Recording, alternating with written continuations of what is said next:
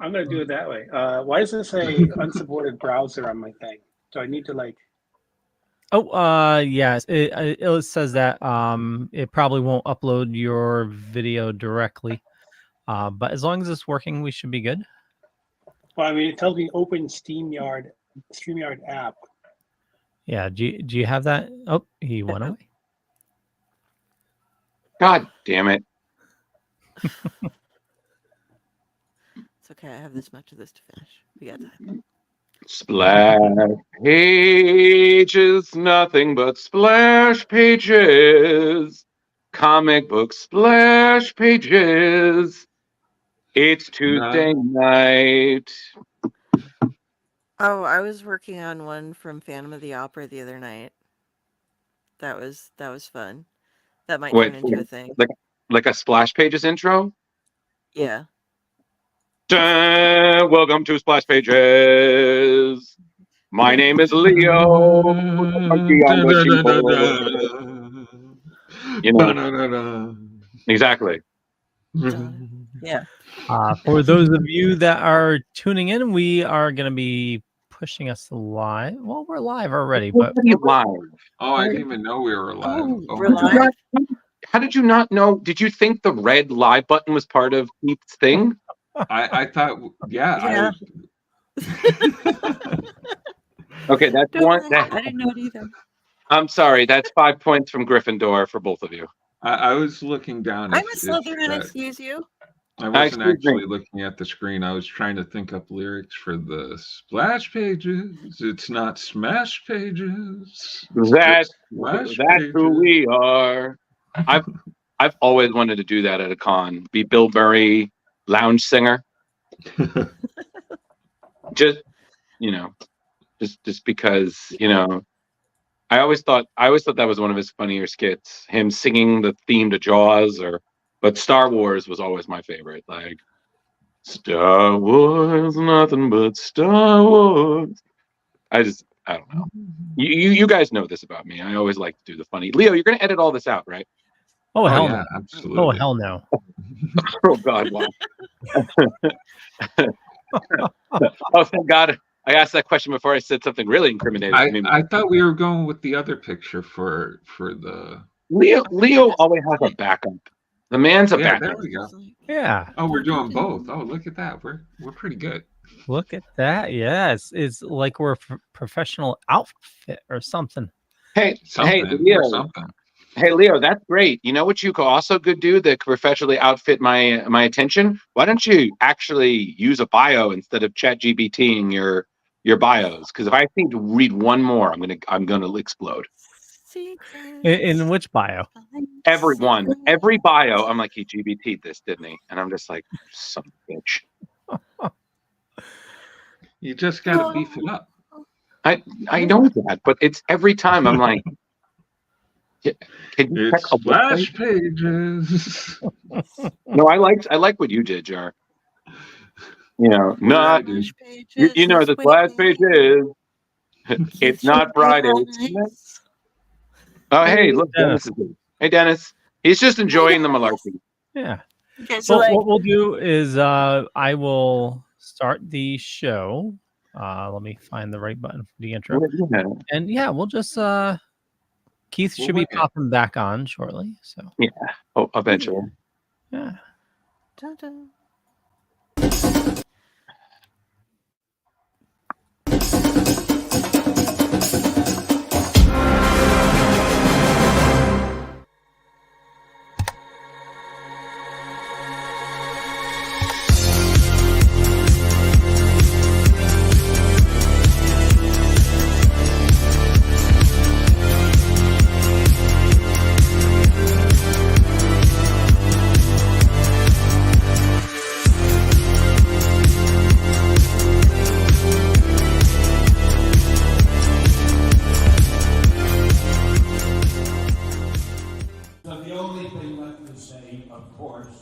Is the one obvious thing.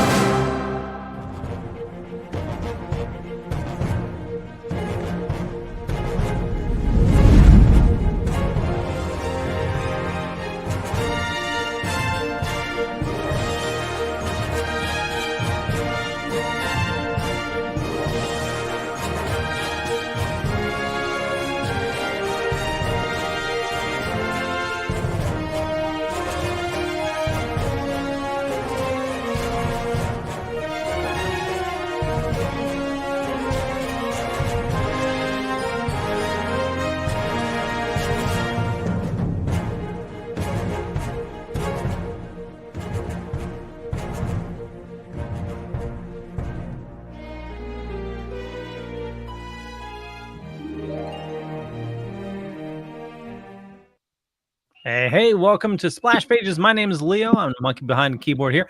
We have an awesome show scheduled for you as always. And with us, Carrie, how's it going? Hey, it's going okay. Hanging out tonight. Ratatosker is not drinking. You will notice he's hungover from last night. We had to watch Killer Tongue and review it on one of my Owlite programs, Tomb of the Terrible. So we're in recovery mode tonight. So yeah. Let's swap over and see how Jeremy's doing though. He's probably doing better. I'm feeling red tonight. Do I look red? I red. Oh yeah. I was hoping. Oh, I didn't even think of that. Oh What did you do to my wall, Kool-Aid man? Now say snap into a Slim Jim. Ooh yeah. Macho madness. Ooh yeah.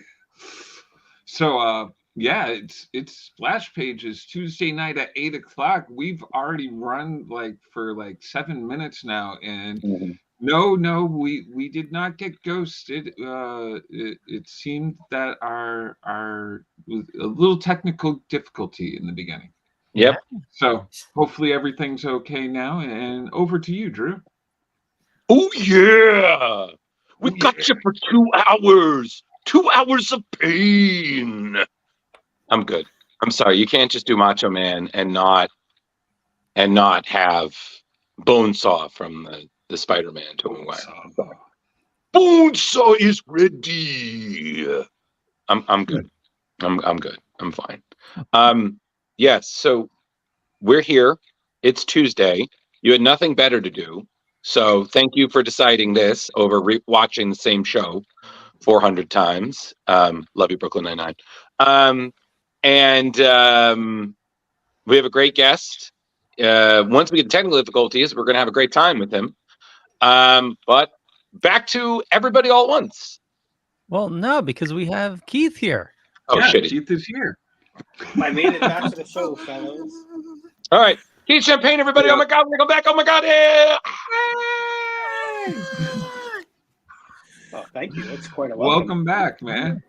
Sorry about that. No worries. I got booted off, and then I had to download the StreamYard app, but I didn't know my Apple password, and so I had to change my password. Oh man! And then I had to pee. But now I'm back. Well, you were talking about doing, the history of Keith Champagne. So I mean, I feel like we just got chapter 75. What I was doing. We'll work backwards. 2024. That would be the epilogue to my autobiography. Yeah. Listen, Keith, you can kill bill it. You start at one point, work your way back. Let's start in the middle, and then we'll flash back. And we'll flash forward. Yep. Yeah. Works for me. Then we'll all have whiplash. Exactly. So first thing, you're our first recurring guest of 2024. So welcome back. Wow. Well, thank you, guys. Really, I really thank you so much. That.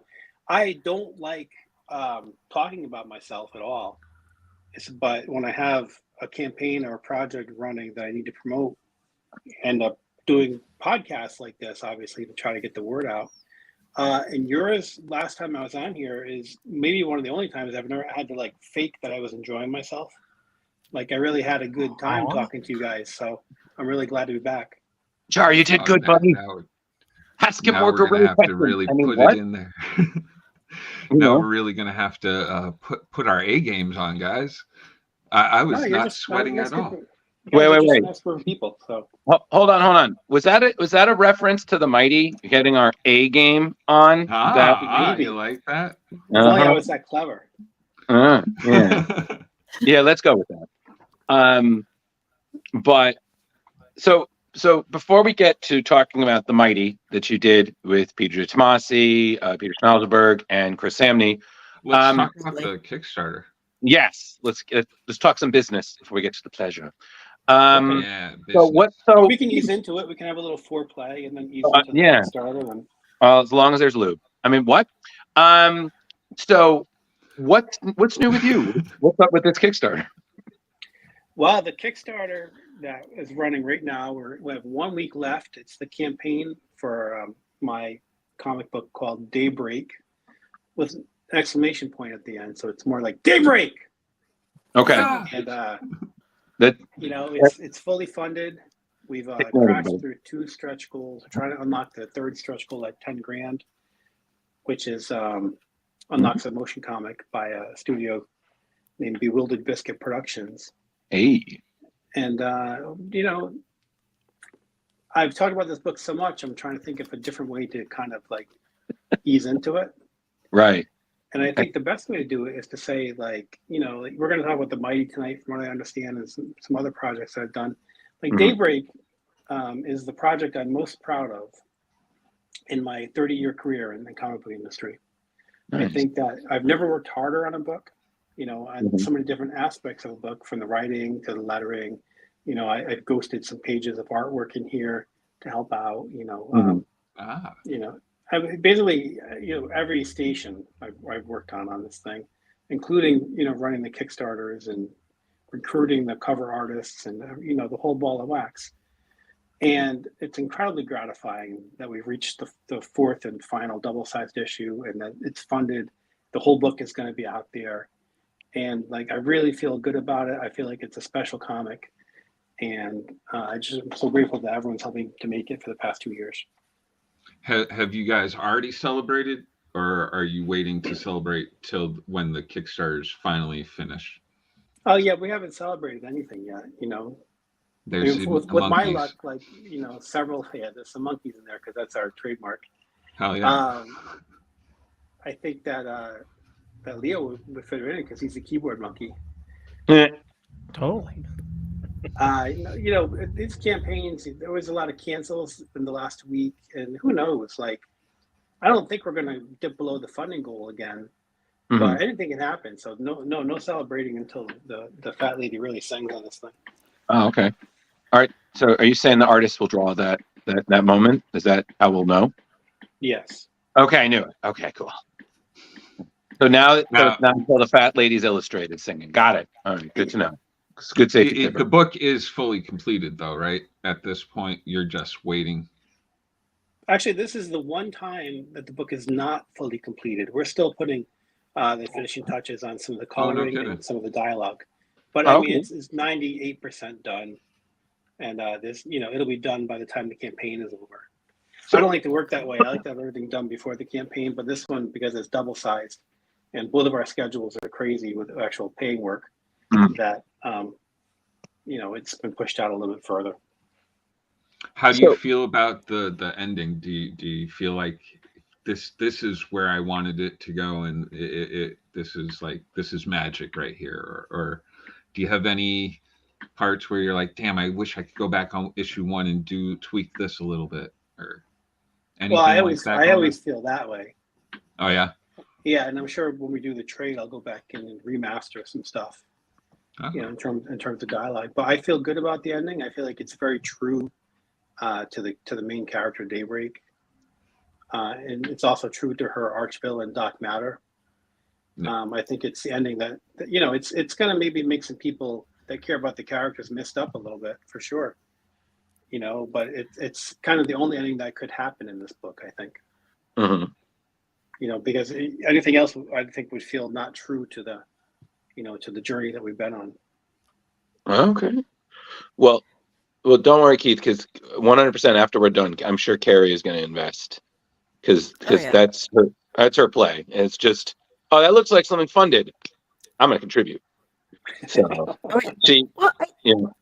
I buy sometimes before something's fully funded as well. But yeah, you guys go to the Kickstarter and watch the video. There's a lot of that's tears explained in too. the comic. It's amazing. Oh, the video, yeah. Yeah, and Bewildered Biscuit, that if it gets, the next stretch goal is them doing an entire thing of it, right? Yeah, they're gonna adapt Daybreak #1 into a motion comic. We have like a 2-minute preview video that's on the Kickstarter campaign, and it's crazy good. Like, it's so cool. Yeah. It's professional voice actors and like top-notch production quality. Like, it's the real deal. And I've gotten to see more than what we have just on the Kickstarter page.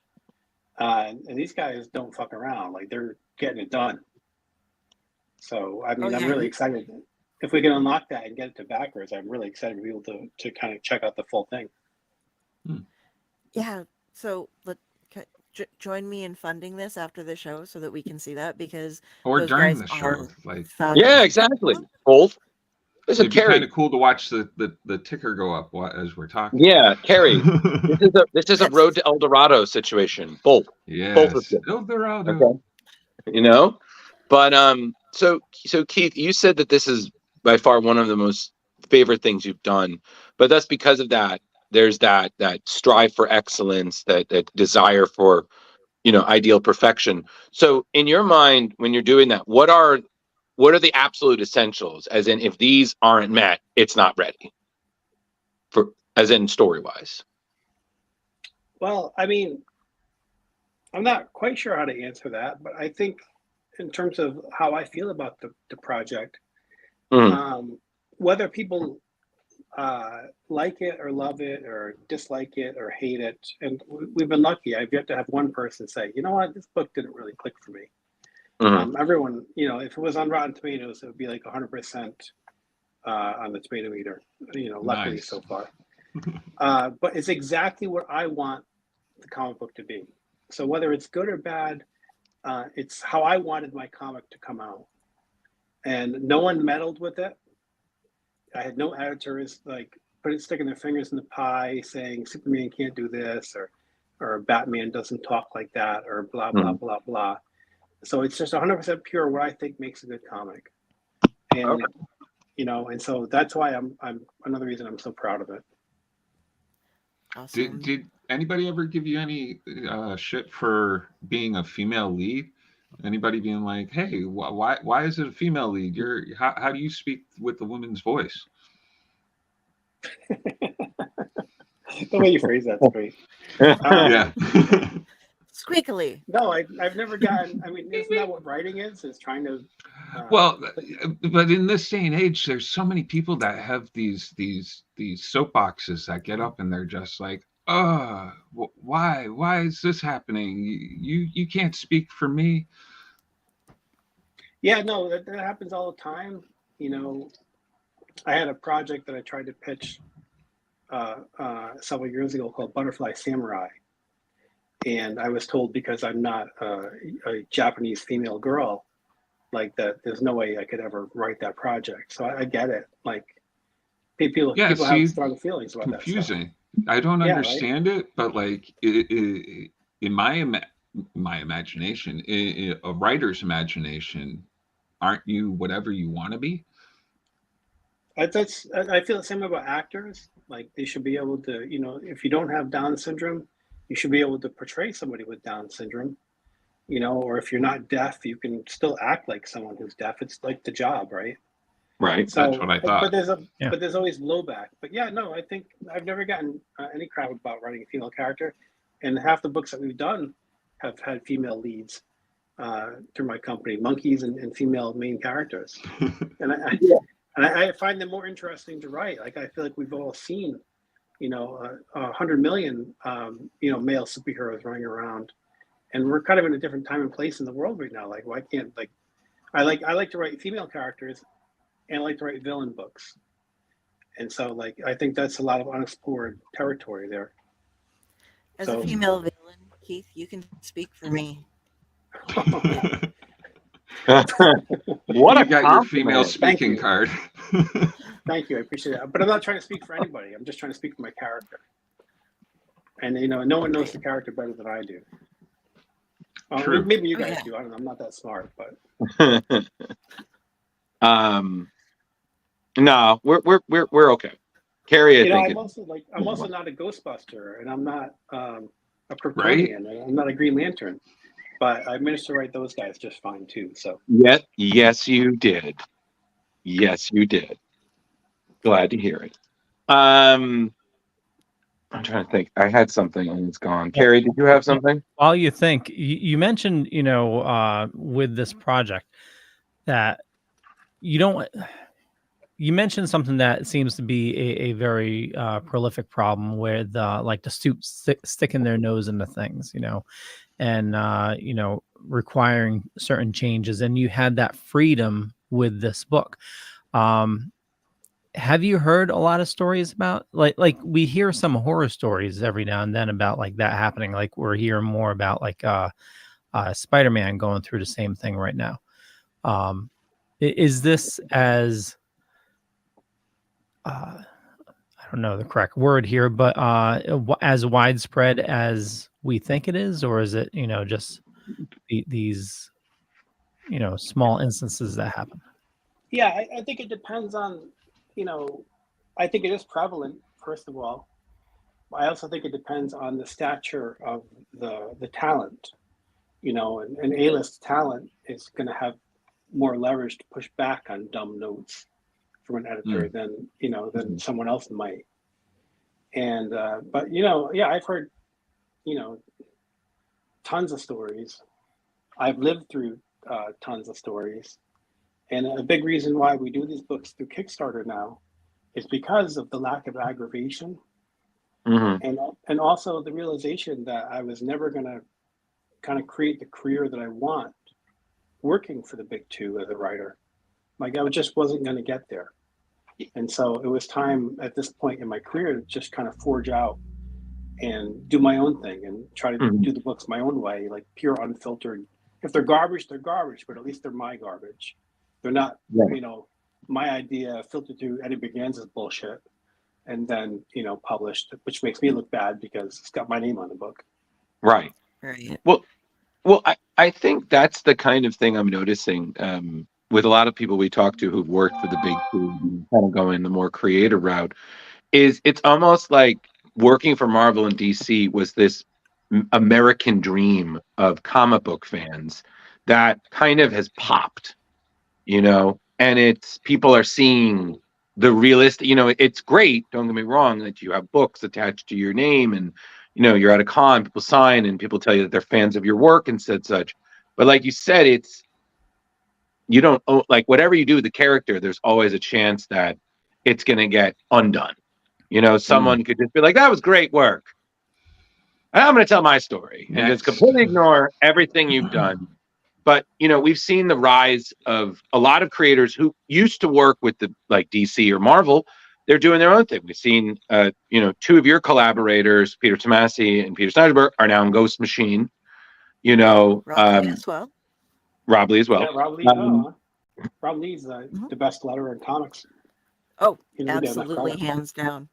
Yeah, we got to talk to him a little while ago, didn't we? Yep. Yeah.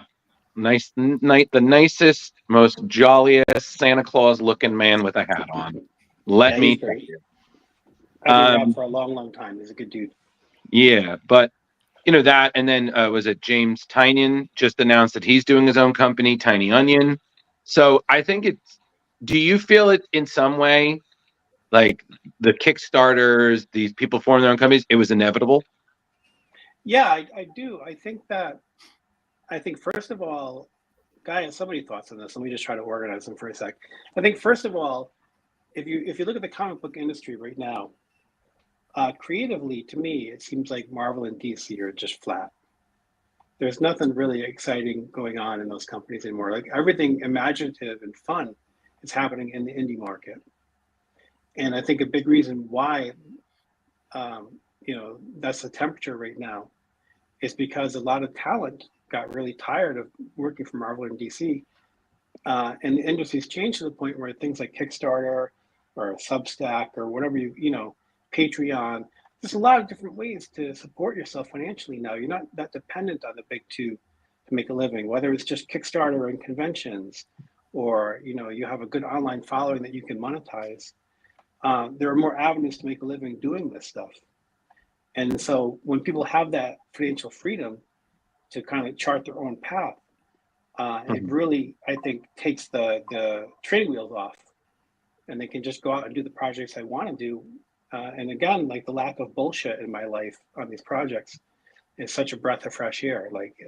And I'm sure it's the same way for a lot of guys. Like the Ghost Machine guys, Tomasi and I are pretty tight. I know all those guys. They could work at Marvel and DC forever, those guys. Those are a bunch of, A-list names. So for them to be like, you know what, we're done. We're going to go do our own thing. What does that tell you about, the climate at the big two? Yeah. You know, you don't think DC wants Jeff Johns to write more comics for them? All Of course right. they do. We have had a total of one guest who has said, wow, working at DC is just the best.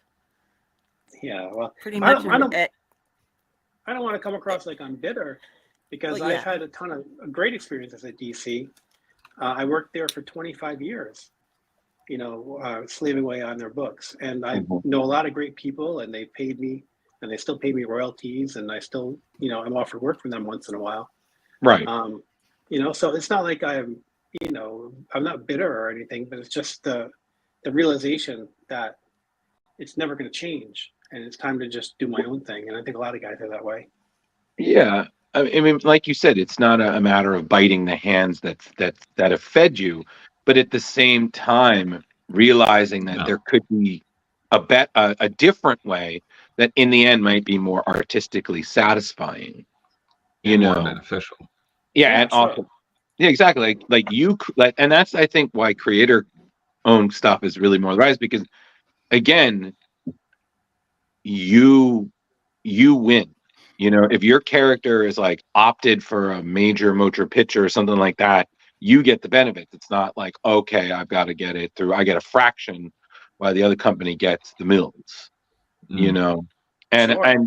I think that's also a reality a lot more, because we've seen this on Amazon, on Netflix, on Hulu, whatever, that comic book properties are, you know, they're in mass production these days, you know, and especially if they're done well, they can find good audiences and they go places. I mean, so, but I think, like you said, in the end, it's just about the creativity. It's about, you want to be in a place where you're comfortable and you can tell the stories you want, and you don't have to worry. I mean, yes, it's good to have outside perspective editors and you know, and such, but at the same time, like you said, you don't want someone else's bullshit to become reflected on you just because they were in the same room with you when you were, you know, putting things together.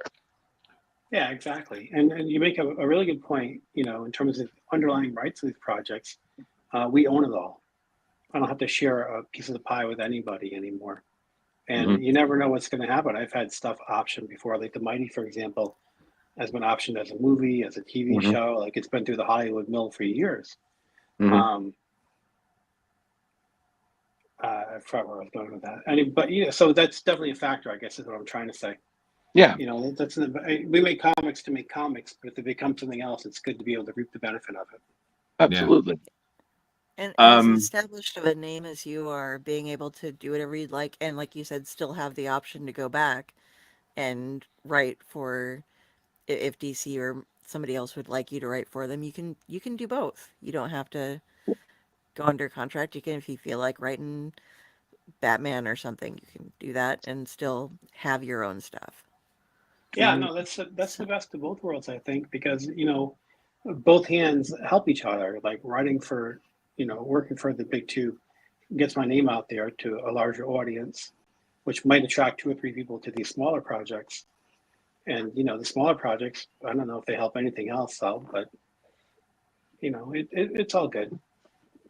Do you plan to continue the story of Daybreak after this Kickstarter? Does this become an ongoing, or is this miniseries one and done, or well, 4 and done? But Yeah, that's a hard question to answer in either direction, because I don't want to spoil the ending. Like, right. Daybreak might not be alive at the end of the series to That's continue true. the adventure. Whoa. You know? Spoilers. So it's, you know, she has a bad case of the cancer. That's so true. Who knows how she's going to end up? Which is such a strange way to start off the story to begin with, that she's sick and is looking for a cure for this. Well, like, it's very interesting. Well, Where like we she were saying kind of before herself needs to be saved. Yeah, well, we were saying before about Kill Bill, kind of start in the middle, and then, you know, and work from there. And I wanted to jump into the story in the deep end of the ocean and then catch people up to what's going on. And then also give this character who's invulnerable to everything, including sickness. Like, how does she suddenly find herself sick and have to turn to her arch enemy, the only person that can help her? it's an interesting story to me, and hopefully it is to other people too.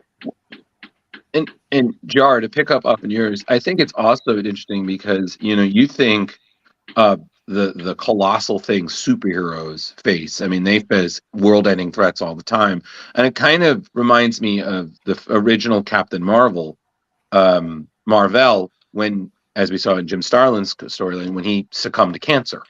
You think this is an alien who's fought and saved planets, everything, but they succumb to something that anybody could.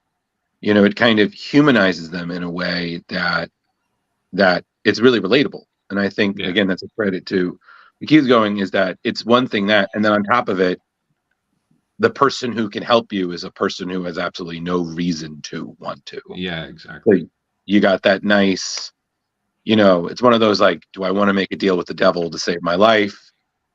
Regardless of that, in the end, it always, the bill always comes. So the bill definitely comes. Oh yeah. The tab is not non-existent just because you're a good person, So, but yes, now on to the tab coming. The mighty.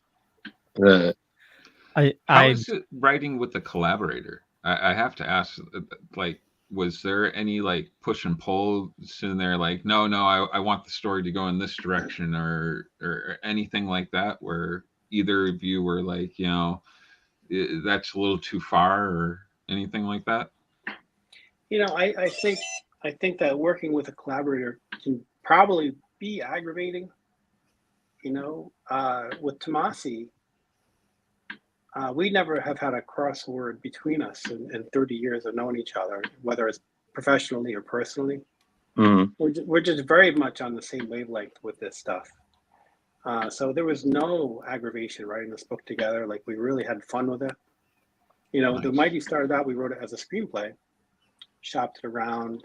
It was optioned as a screenplay and didn't work out. And then we were like, well, why don't we try to do it as a comic? And then, so DC, agreed to publish it as a comic book, and Snyberg and Chris Samney, drew the heck out of it. But through the writing of the screenplay, like, it was never like a competition or anything. It was just both of us, really working to help each other make a good story. So, I can't say enough good things about Pete. He's one of the best people I know, and one of the greatest writers I know too. Well, then on the other hand, it's also got to be a lot of fun because you have somebody to bounce ideas off of the whole time and be like, hey, I'm thinking doing this and that. That's definitely the fun part. Is when you're collaborating with somebody who's kind of, on the same wavelength, and and you can bounce stuff around without that feeling of competition or a feeling of being edited, I guess, which I really don't care for. It's a joy, because then I can throw an idea to Pete, and then he might spin that idea and make it stronger in a way, or spin the idea in a way that I don't think makes it stronger, and then we have the freedom to go back and forth like playing tennis with it until it's the shape that we want. He's great. Yeah, and I think also it helps is that he has such experience. I mean, he started off as an editor. Best editor I ever had. Yeah, he started off as an editor.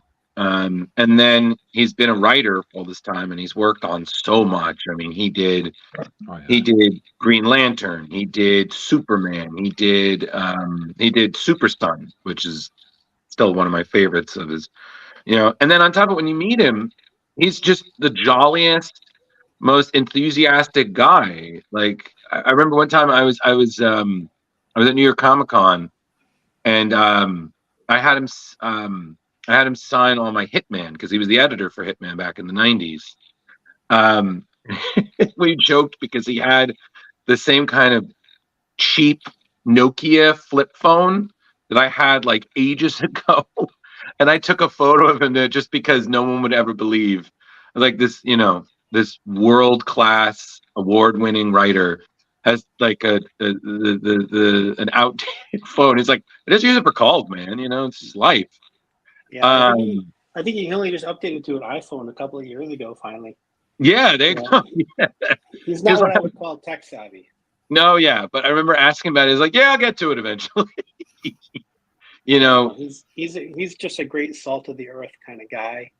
mhm, Just astonishingly decent as a person. yeah. You know, And and just a really good fellow. and and if there's one more thing I can also say is that, I mean, in terms of collaborators artistically, I mean, you had Peter, who I've been a big fan of since he did a lot of work on Starman back in the '90s and later early 2000s. It took me a minute because at one point the art switched from Peter to Chris Samney, who I also know from our previous guest, Mark Wade's work on Daredevil and among other things. And I just was like, oh my God, like the transition was just seamless. Like I was like, wow, their styles put next to each other. Like you're like, wow, they are shockingly very like similar, but obviously different in the same way. But and then you had Dave Johnston's covers. Just oh my God, what a great collaborative team you had, man. Yeah, we got lucky. It was a blow, and Peter Snyberg decided to leave the book and do a different project. And so we really searched for an artist that had the same feel of art, even though like a different drawing style, but kind of the same school. And we got Somni before he blew up and became Chris Somni. Yeah. So we were lucky to get him at the beginning of his career. He did an amazing job on this. Yeah, this whole book was just beautiful. Yeah.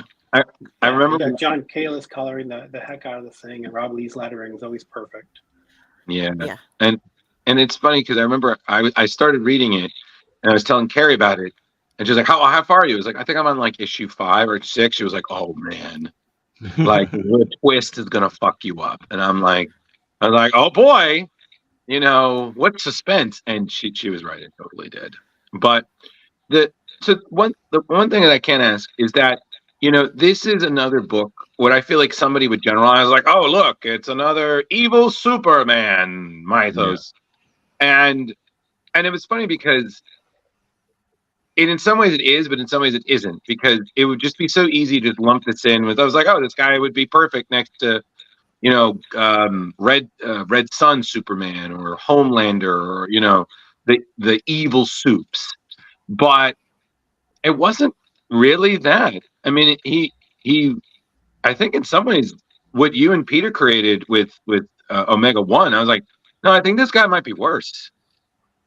Like, I mean, I know you're comparing, but like when you were like creating it amongst, I guess, like an age of evil Supermen, was there anything that you were like, okay, we're not going to do this? Yeah, no, I don't think there was anything that we thought we couldn't do. The character sort of chose his own adventure, I guess. Alpha One is the world's only superhero in this book, and he has a police force that's dedicated to just supporting him. It's self-funded through his merchandise and blah blah blah, which we thought was a clever way to do it at the time. Totally. But Alpha One also has a darker side, but not to him. He feels very justified in all of his actions, and he feels like he's doing the right thing for not just for humanity, but for his own alien race. And I think the best villains are like that. Like, he's definitely the hero of his own story, as they say. Yeah. So we didn't avoid doing anything specific. It just sort of, the character chose his own actions in a way. Yeah. It seems that he was just so lonely through things too, like the way that he's trying to make friends, but he doesn't really know how. Because it's all alien to him, even though he spent so much time here, but he just kind of keeps going through different people and like, okay, you're not going to work as my friend, so I'm going to focus on you. I'm going to hyper focus on you. Yeah. My whole life. That's a really good and observation. Make myself integral. Yeah. And I think loneliness is a big part of the character. I mean, he's been on the planet Earth for a long time, longer than anyone realizes. Yeah. Walking among the people, but not being one of them. And I think we've all felt that. We've all been lonely in a crowd before in our lives. Maybe not Jar Jar because he's super cool. Oh hell no! I'm not super cool. You know, so that kind of aspects to the character. I know Hopefully my role. makes him relatable. Mhm. You know, to the reader. Maybe the reader can feel a little empathy for his decisions and his master plan. And there was one scene I had to bring up. The scene where Cole and Alpha One are at the bar, and that you guys that nod to Superman was just hilarious. Where it's like, listen, if anybody recognizes you with glasses on, drinks are on me. Like I was like, oh my god, what a clever nod and criticism. Well, there was definitely a couple nods, just that first splash page and that, and the ball of ice with the fire. Oh Sure. yeah, Sure. And that's, I think that the glasses bit was a Tomasi moment, if I remember right. It's been a while since we wrote this, but the whole philosophy is to create this character in this world where you start reading the book and you feel very comfortable. It feels like something that you've read before, or characters that you're familiar with, and then we start to peel the layers of the onion back over the course of the book. And you really So we don't know get you to anything. invest and feel good about it, and then you realize that there's a lot more going on underneath the iceberg than you would imagine. And then we go, "What the fuck, Keith? What did you do to me?" I'm all invested, and now I'm just like terrified. Okay, it's guys, if you haven't read this, yes, go out, get it, read it, definitely pick it up. do it. Yeah, 12 issues, everybody. If you can't The read trade 12 paperback issues, is, yeah. Should Should only, like for me, it took 2 days, 2 sittings. That's pretty good. Image just brought the ultimate, like the mightiest edition of the trade last year. So if people are going to pick it up, that's probably the one to get. It's got a new Dave Johnson cover, and it's got nice, all the back matter. It's got the 3 stories we did for Dark Horse collected in there, and tons of behind the scenes stuff. Yeah, Awesome. yeah. I'm gonna check that out. Carrie's on it. I am. I'm gonna be like Devourer. But I will say it, like the big fight at the end. Like I knew it was coming, but man, that was just glorious when Cole is just like, "Oh, you want to go? All right, let's go." I was just like, "Damn, the stakes are good, man." And then it was funny because the poor kid, he's still out there. But bad point. I just also loved the horror ending because it was kind of funny because I don't want to say this, but it kind of felt a little Watchmen-y in a way because you know the truth, but you can't let the world know because then anarchy. But there's always that chance that someone will leak it, and you have Alpha One is safe. The world is wondering where he is, but they're like, oh, we're still good. We'll live by example, and our heroes are content, and you just know shit's gonna go awry. But at the same time, you're like, it's fine. But very like, succinct. Yeah, there's definitely a sequel to this. oh wow, really? Oh, that's awesome. Oh, we lost your volume, Keith. Oh, did you lose my headphones? Oh no, they're back. You're back. You're good. Okay. I can't hear you through my headphones anymore. I guess I'll take them off. No, but you said there was a sequel planned? Yeah, we have a 6-issue series planned. We had it greenlit through Aftershock a few years ago. Oh wow. And then decided not to do it through Aftershock. We weren't really crazy about the terms of that deal. Mm-hmm. And luckily dodged the bullet there. Didn't they go under? So we'll get around to it. There is a 6-issue story that takes place about 20 years after the events of this book. It's been almost 20 years now in the real world. So it should. And Alpha One, he's not dead, so you might see him pop up again. Cool, man. And in that 20 years, you have not aged at all. So, Oh, believe me, I'm so old. I feel 104 on the inside. You mentioned actually, I think it was Drew that was mentioning the friendship between Cole and Alpha One, and obviously things go awry, but it definitely had to end. Not to spoil anything, but like when he's in that chamber and you think everything's going black, and it seemed like he still had that respect for Cole, and Well, he likes Cole. Like he has a genuine friendship with Cole. And Cole has a real hero worship for Alpha One because Alpha One saved him when he was a young child. So those guys really do bond. They really do have a strong connection. It's kind of like Superman and Jimmy Olsen, I guess, and they're really friends. But then that friendship takes a dark turn. oh, so dark, so dark. Yeah. Totally. Very, very. So, but no, but and then another credit is that the book, because sometimes some books they just take a minute to read. It's maybe you're distracted, maybe it's just the material, just whatever. Like, but this was just. This was a fly through. Yeah, this is a smooth read, my man. Like this is. Thank you. Yeah, I mean, again, not like they didn't leave things to think about or anything like that, but it's just, Jar can attest. Sometimes some things are really hard for him. He's got to really put, and then he'll fall asleep. My mind wanders pretty quickly. Yeah, he'll fall asleep during his read. So we're gonna be like, where was I? Issue 2 tomorrow. I'm the same way. If I try to read at night, I've got about 15 minutes before I just die. My wife a couple years back, she made the New Year's resolution that she was going to read every day, and she's kept up on it. She's read hundreds of books, but it's funny. We'll be going to bed, and she'll be reading, and I'll be doing my comics, and all of a sudden I hear her snoring, and she's like holding her iPad, like totally asleep. See, does she actually reads though? My wife says she reads, but she listens to everything on audio or on tape or whatever.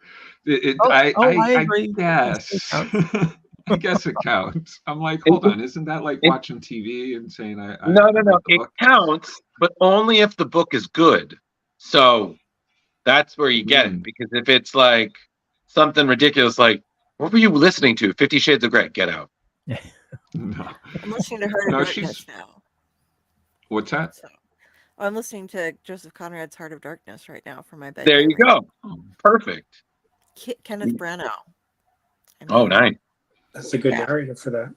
I find if I try to listen to a book, my mind just wanders away. Yeah. And then I miss half of it, and I got to rewind or go back to the beginning.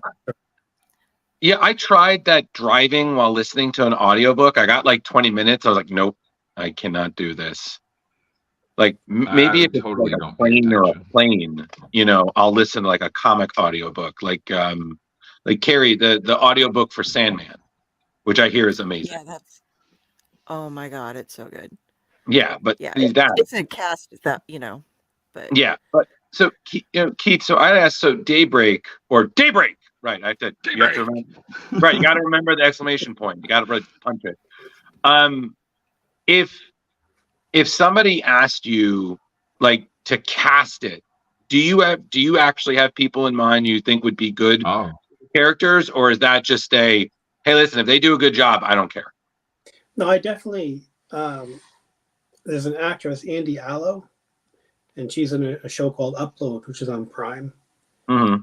And to me, she would be the perfect Daybreak. She has so much empathy and compassion in that show, but also is, a strong character. And I think she even looks a little bit like Daybreak. Okay. She was the only one I've really fan cast in my own mind. I haven't really thought about, there's only 5 characters in this book, and I haven't cast Doc Matter or anyone like that. Right. Nicolas Cage would be a great Doc Matter, except he's a little old. They should be the same age. Hell yeah. I'm sorry. Nick Cage does great in whatever he does. One of us here is not a big Nick Cage fan, and I'm not going to say who she is. I mean, what? You should send him a copy with that. All right. Yeah, he's gonna say something like, "Oh, this is so good. I feel like my skull's on fire." I'm like, Nick, we've been over this. No. Didn't he make a comment recently that he wants to play like some really obscure character? Well, Yeah. I mean, I don't know. you can't get more obscure than my comic. It's for an audience of 300. So jump on in the water, Nick Cage. Yeah. We can de-age him with CGI. There we See, go. you know what, Keith? We find something. Carrie would watch. That's Nick Cage. It'd be your work. She'd be like, Well, I'm gonna try. I'm gonna We try because I like the writer, but we God. got to talk to Mitch to get Nick Cage at Terrificon. You know, get the two at the same place, and then get him one of the books, and then bam, it all happened. Make the money. Mitch Bam. should probably do it. He pulls a lot of people into that show. Yeah, I love Terrificon. It's my favorite. Yeah, that's a good favorite. Yes, it's become our hey everybody, let's all get together. It's basically like Mardi Gras for us. They were like, we're going on vacation. We're nerds. We're gonna record things and meet people and do stuff and eat a lot of pizza. I mean, what? Well, no, Pepe's right there in the casino, so you got to go to Pepe's when you're in town. Last year was my first time going to Terrificon. Got to meet all these lovely people. We ate Pepe's every night. Right? Pepe's is the best. My 13-year-old and I go to Pepe's. We have one a little closer to our house than the casino is, but we have Pepe's quite a bit. I would be so big. It's good. It's so good. So the crust is so good. I don't know what they do, but it's just great. Oh, it's so good. Nothing but crap around me. The best pizza around me is Domino's, so that's how bad it is. That's why you need to go to Connecticut for the pizza. I know. Well, Pepe's on me at Terrificon this year. Okay, Jogger. Let's go. I'm so pumped. Pepe's is good, definitely for New Haven style pizza, but actually just a couple minutes down the road from Mohegan Sun is Great Oak Pizza. It's I used to go there all the time when I was a kid. Great Oak. Really? Oh, you're from this area? I grew up in Maudeville. Dude, no. Did we talk about this? I thought you read his Wikipedia. God damn it, Leo! You so many keys on your keyboard, and you don't know how to read. Sorry, I grew up in Oakdale. Oh yeah, dude. So I grew up in Uncasville. Yeah. So that's we used to go. Great Oak used to have you buy 4 small pizzas, you get a 5th one free. Deal. So we would go sometimes on Friday nights, and we'd get with the 5 of us in my family, so we'd get 5 small pizzas. Everyone got their own pizza. It was the best. That's bad, kids. There was a place down a little further down near where the nuclear plant used to be. Well, there was Trading Cove Pizza. Trading Cove, that was it. Yeah, Trading Cove was pretty good too. I played a lot of pool at Trading Cove over there. Leo, I'll give you his email. Leo, buy pizza? I'll give you his email. You can dish the deets, okay? Okay. You can deep dish the deets. There you go, okay? on our Terrificon special. Well, not the hijack further, but Leo, where are you still in the area now, or? Yeah, I'm over in Groton now. Oh, you're in Groton, okay. Yep.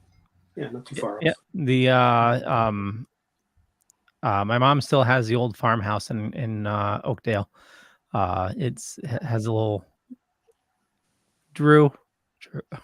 Poor Drew. We'll move on. It has a little snake infestation problem right now, but oh my God, there it is.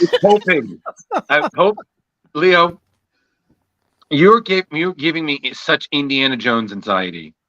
Okay, like I'm not even terrified of it. It's anytime we talk about your past, it involves scales. Okay, and I get it, man. Okay, but I shouldn't have to pull up an anaconda and like show me where on the snake where it hurt you. Like, come on, Leo. Every time we got it. Your childhood was full of venom and trips to the ER. Keith doesn't know. Like, I grew up. All right, you tell him. I grew up on a small family farm, and after my dad passed, my mom really couldn't take care of it anymore. So she moved out, and kind of like the snakes moved in. So that will happen. Usually the mice move in first, and then the snakes move in. Yeah, for the free food. Well, Leo became snake hunter. MD. Yeah, Yeah. I had to live there for a short time when I moved back to the area, and I was killing about a dozen snakes this summer. They were in the house, so it was it was fun. Does that house have These one of aren't those old snakes. school These are like murder basements?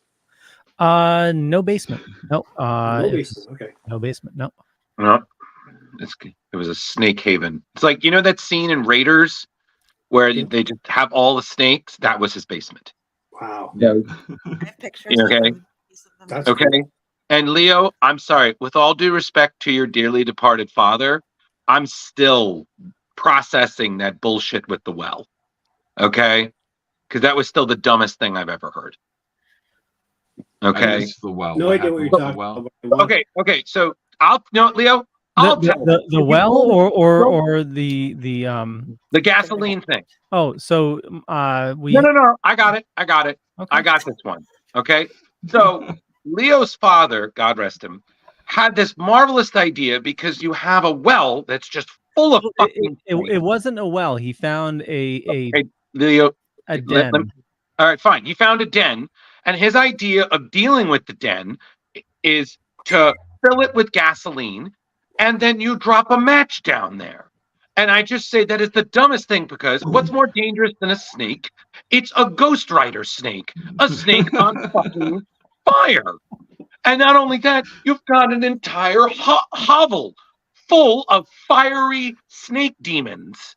Okay? And he just acts like that's the most normal thing. Like, oh yeah, we just put the snakes down there and on the fire and everything. I was like, and then we got ice cream. I'm like, Jimmy Stewart, shut the fuck up.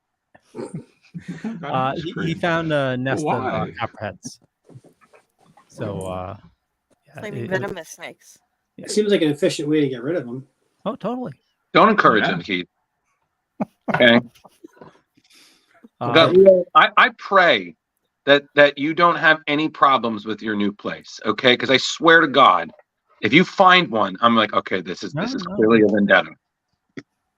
Okay, they're coming for you, buddy. They remember what you did. Well, thank you. He's Drew. just like, Funny warning. okay, so I'm here now. This happened. Quite the interview I'm having here. Oh yeah. I'm I'm sorry. It's just, God, Leo, you just made me such a snake guy. In my research for you, Keith, for this one, I found out that you're doing a Masters of the Universe comic for Dark Horse. Is that true? That is Inking or true. Yeah. something? I'm working on the second issue right now. Any little secrets you can give away? Little spoilers? You know, not. I heard He-Man's not too much in the first one. Yeah. So, I mean, I don't know. I mean, so the Masters of the Universe Revolution, which is the show on Netflix, right? Yeah. And this is a prequel to that show, and it's by the writers of the Netflix cartoon series. I mean, I'm halfway through issue 2 at this point, and I haven't seen He-Man yet. Hope he shows up pretty soon, because I mean, I kind of signed on thinking I was doing He-Man. You know, it does have some big name characters from that universe in here, but not the one I want. So I hope He-Man shows up pretty soon. When's that due to release? Do you have the first issue comes out in May. Oh, nice. And then it'll be monthly after that. So we're well ahead of schedule. Nice. So I won't have to wait for any of it. It's so labor intensive that it makes me wish that I would never ink anything again ever in my life. Oh, really? Yeah, like these pages take me. I'm probably making, if you amortize the money I make per page over the hours it takes to finish a page, I'm probably making like $3.50 an hour. I can make more working at Walmart than I could make working on He-Man. Oh. Wow. But it's good looking That stuff. hurts. Hopefully I'm not ruining it. It's great looking art. The penciler really put everything into it. Who's doing the pencils on it? This is like a Brazilian artist named Daniel HDR, who I worked with on Green Lantern a long time ago. And then we just sort of crossed paths professionally again on this one. No, he's great. He's really, but there's George Perez levels of detail in like everything that he does. It's wow, that's great. He's really killing himself to make a good book, and I'm killing myself trying to keep up.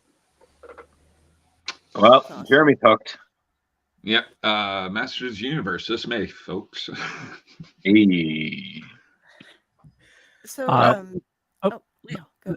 No, go for it, Carrie. No, you never talk, Leo. So go. Yeah, we're near Leo. Remember patterns? We're near the hour. So you know what this means, buddy. You know what to do. Oh yeah. Ask your questions. All 20 of them. There you go. Well, I don't want to hog, anything, Oh my God, we know. Y'all have awesome questions. It's so Keith, in your downtime, are you reading anything for fun? Yeah. I don't read a lot of comics or graphic novels, but Kyle Baker just released a new graphic novel called Tardigrade. And Kyle Baker is a genius, a genius of making comics. So I bought that one, and I'm halfway through that right now, and I'm having a great time with it. I love his work. The very first page of original art I ever bought was a Kyle Baker page. Oh, nice. Cyrano de Bergerac classic comics that he did for First years and years ago, which I still have somewhere around here. No, he's just the best. And then I read Schwarzenegger's book on how to be useful, which I thought was really good. Very plain spoken, a lot of common sense advice. Basically, don't be a pussy and just do it. Is his view. Nice. So that was good. Interesting.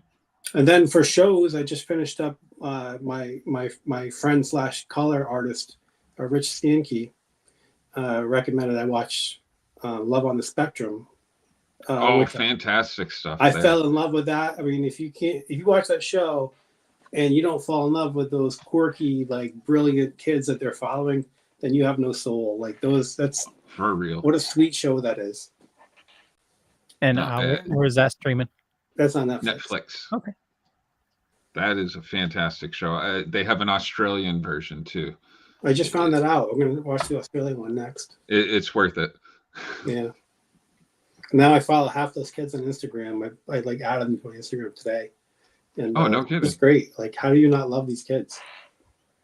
That's even cooler. I didn't know you could do that. Hey. And it's funny because I kind of thought that show would be exploitative, because I've heard of it before, but I wasn't that interested in it because I figured it's not going to be a good take on these poor kids. But it's actually very informative and paints a really good picture of what it's like to live with autism and the challenges that these kids go through. There's even a real eye opener.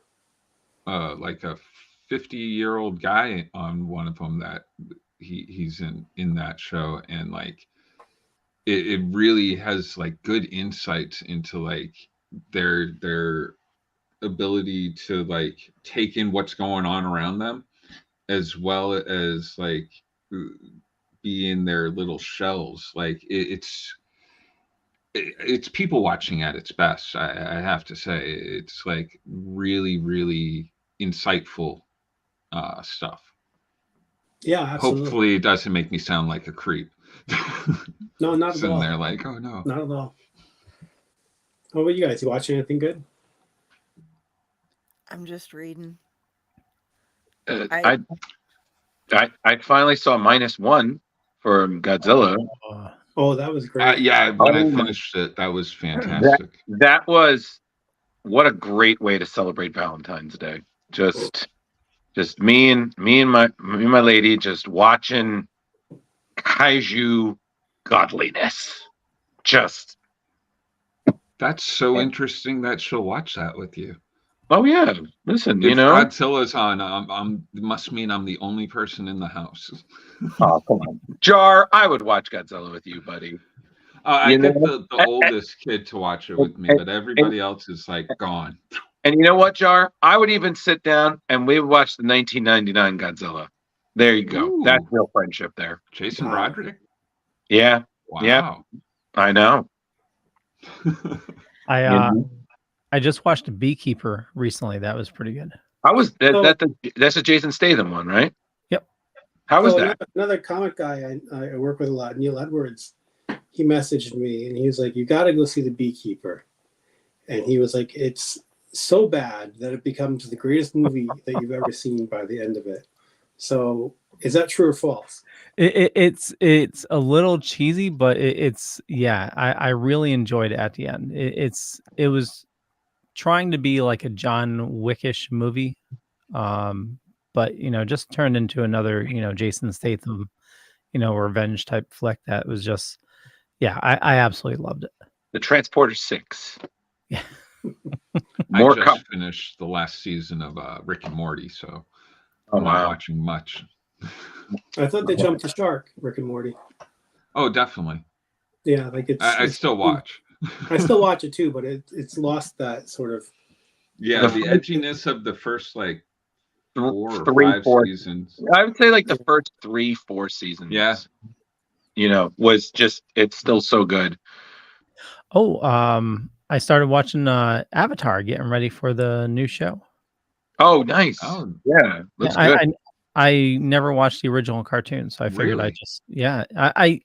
I watched a couple episodes, but never really got into it, and I just figured I'd just binge it. And listen, now I'm in love. Show me and all the kids love. Like it's just like Leo, you just need to understand. Avatar, right? Not the blue Avatar, no. No. This is the other one. This is the kid with the arrow.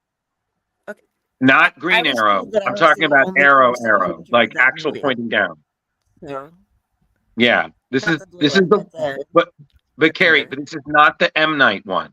If you see anything that says Avatar and M Night, you cut that shit off right now. Run. He's got a new movie I coming out. enjoyed that movie, and I've never met another person who has enjoyed that movie. Good. There's one day, because Carrie, they watched the cartoon. Yeah, Carrie. One day you'll find someone somewhere that's green. Okay. I'll have to say that. Before we get too distracted off the movie, I did have one more question for you. And what's up?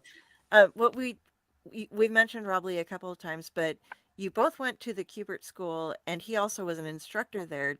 Were you there at the same time at all? Is that how did you guys meet? Or Oh, I'm sorry. Who else are you talking about? Rob Lee, the letterer. Oh no, actually, I met Rob. God, when did I meet Rob? I didn't meet him at the Kubert School. He wasn't an instructor when I was there. I met him when he was working in the production department in DC. And I would come into DC like once or twice a month to drop off pages and get a free lunch and bullshit with guys. So I met Rob back in like the early '90s. He was inking at the time and on top of his production work, and he's a really good inker. Yeah. And then he transitioned to lettering, a few years after that. It's just become the greatest letterer. But I was always ignorant to how intensive or how a letterer can like really make or break a book. Like it's pretty impressive. I was very much shocked how interested in lettering I would be when we had him on. I was just like, oh. Because normally you think, oh, it's just the guy, he just types it in or whatever like that. It's not like that at all. No, it's an art form. It's a kind of an invisible art form. I've been lucky. I've had Rob letter a lot of the books that I wrote for DC, and I also worked with a letterer who passed away. His name was Bill Oakley, who was a fantastic talent and a fantastic guy. So like so many of my books were by those two guys, and they both made every book look better. Mm-hmm. Oh, yeah. It's nice when I have the stream and the motion and the stuff that just, Yeah, balloon placement is an art form, for sure. And if you notice the lettering, then they've done it wrong. Exactly. Yeah. I think he said something like, it's like being the bassist. As long as you don't notice it, you're doing it right. Are you excited for the new Planet of the Apes movie? Yes. That new commercial looks so good. That one's coming up, I think, in May.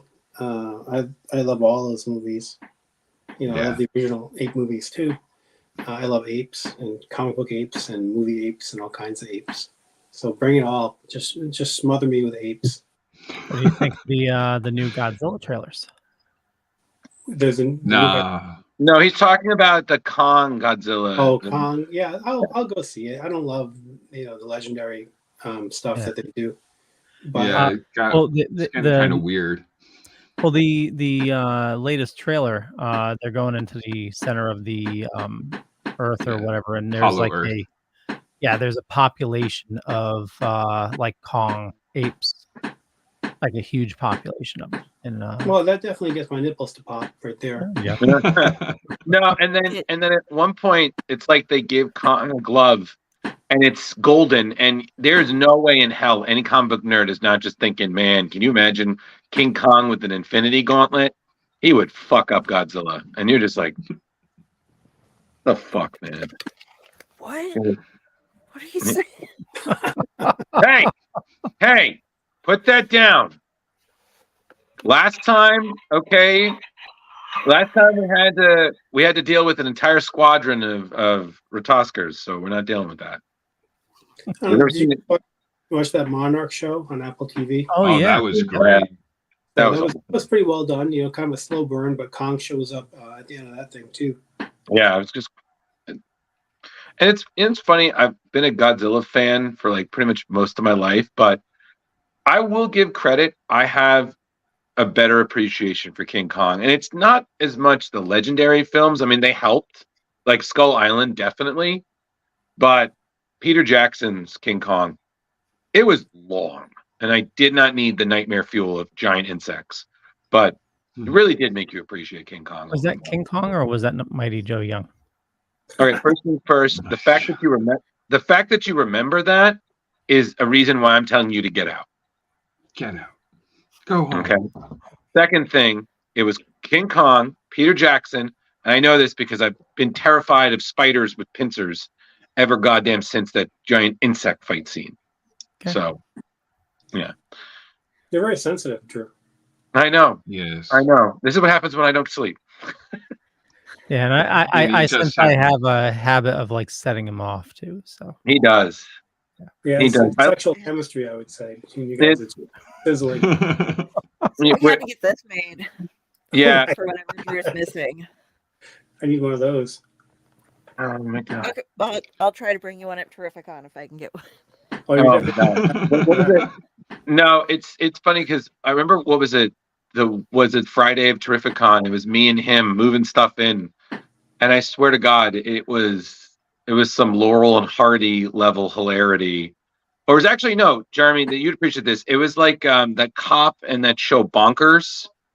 The cat, Yeah, so I was Bonkers and he was the cop. the chief of police. Yeah. Yeah, that was basically it. He just like, I'm just like, we can do the thing, and it was like, oh, I need coffee.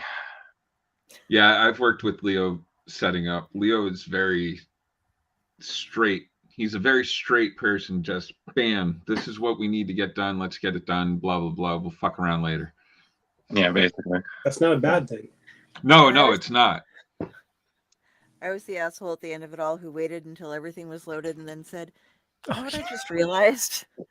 I was going to ask you if I could get a phone charger cable because I can't find mine. I somehow lost it at the con." And he's just like, we literally just finished loading up the back of the truck and closed the trunk. And it was, yeah. And he's such a nice guy. He took the stuff out to get to the thing and find her the cable and put it all back, but his soul cried for vengeance. Yes. You did get a bunch of free Terrificon cups out of it, though, but I guess Steve took those, so I don't know. Yeah, it's true. Well, Keith, thank you again for coming back. You're always welcome and whatnot. We're hoping that this brought up the numbers of Daybreak, and hope, honestly, always hoping for more, man. It's so. With that in mind, what's the best way for people to get in touch with you or check out your stuff? Wow, I'm so big on the screen right now. It's scary. I love that you have a spinner rack in your room there. Yeah, that is awesome. So cool. The best way to get in touch with me, really don't bother me if you don't mind. Got it. Yeah. But if you need to bother me, probably my Instagram, Pretentious Keith Champagne, is the easiest way to find me, and then you can kind of link out from there to my various, comings and goings in the digital world. Yeah. Awesome. Very Got cool. But only if you have to get a hold of them. Yeah, make sure it's an emergency. Yeah. God damn it! Don't be like Drew. Hey, maybe. Well, thanks again, Keith, for your time this evening. Absolute pleasure, and it's awesome to know that we were possibly neighbors. So Yeah, Leo, like next time I come down there, we should hook up. I'll take you out for some pizza. sounds good. All right, guys, thank you very much. It's really fun always talking to you guys. Same. Thanks, You're man. always welcome, Keith. Thank you again. All right, Yeah. guys, take care. Next time we got to get you on at the beginning of the Kickstarter. Yep, totally. And Oh, good. It helps at the end too. Any set of eyeballs is helpful, no matter when it comes. yeah, and we'll do some sharing on our network as well. And when you head out, hit the Leave Studio button, and it'll pop up saying uploads or something like that. So basically, it'll upload your separate audio and video. I don't know how to do that. It should be on the bottom. There should be a. Did you I end got up? like a red circle with an X in it. Yeah. Yep. Yeah. Is that what I do? There you go. Yeah. I'm on the It'll app, show you how- not on the. Okay. Yeah. Yeah. When you click that, there should be a like option for like an uploads button. Okay. So when you click that, there'll be another button. So I click that button, and then what do? I do not give you the upload. I can't. No, you want to give the upload. Oh, I want to give you the upload. Okay. Yeah. Okay. All right, guys. Thank you. Run for the hills. Thank you, Keith. Let's talk again soon. Thanks, man. Absolutely. Bye. Uploads in progress. So I stay in studio. No, you can leave No. studio. I can leave studio. Yep. All right. Just All right. leave the Here upload. I'm saying goodbye for good now. Okay. Thank you. Keith. Okay. Oh man, good I time. did it again. Solid dude. Solid guy. Man. Yeah. Solidio. All right. And so- sorry to bring up the snake story, Drew. I Listen, Leo, listen, I just play it up for the laughs. And if I really hated it, you can ask Carrie and Jar. You would know. I'm very vocal when I do not like something. My con roommate will definitely agree. If I'm in a mood, is that when I'm not, I'm like, oh, it's good. Hey, we're walking on sunshine. Whoa. And don't we feel good? Dun, dun, dun, dun, dun. Let's bring on the comic news. But first, we have.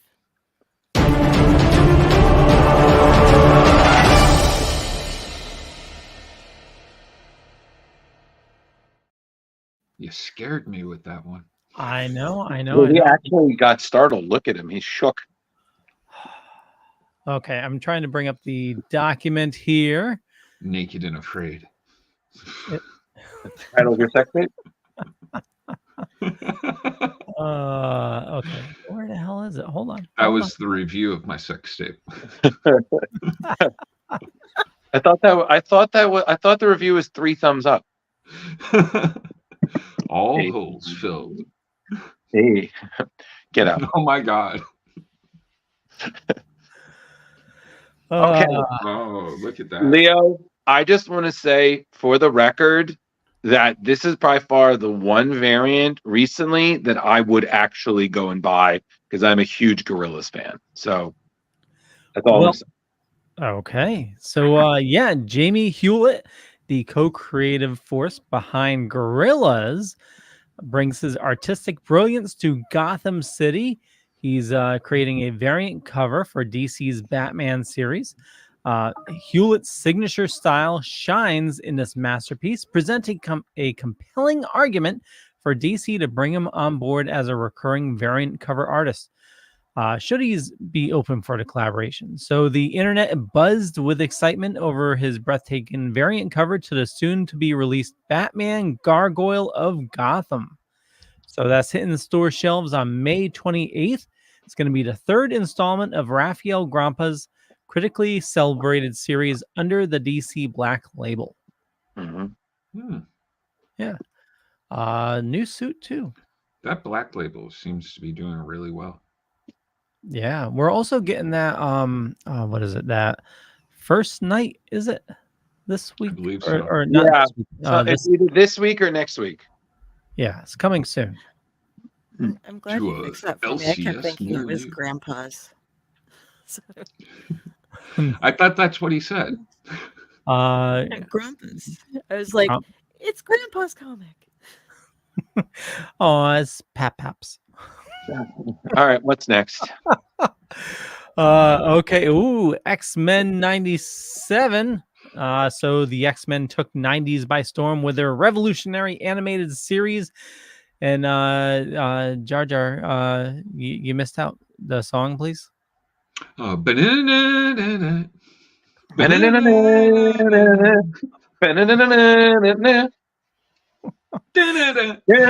Thank you. So the animated series this year. I'm sorry. So as we all know, the 90s X-Men is being revived, X-Men 97, with the much anticipated Marvel Studios animated series X-Men 97. To celebrate the revival, Marvel Comics is adding to the excitement by releasing an official prelude comic, introducing a unique variant cover program that showcases the Marvel Legends X-Men 97 action figures by Hasbro. I think these are awesome. The Goblin Queen. Wow. Wolverine. Where he's missing the little picture that he holds. Oh God, you son of a bitch. Keep going.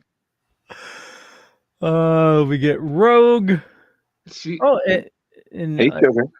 Yeah, X-Force number 50. I think the action figure thing's been done too much at this point, though. No, they've been doing it a lot. Yeah. I mean, it was cool Jar, when are they you did calling it? Star Wars. Jar, are you calling it? You're like, no, that's it. We're done. No more. We're done with action figures. Like they did it with everything. They started with Star Wars doing it, and then they did a bunch of. I think I even have some hanging on the wall. But Leo, is that all of them?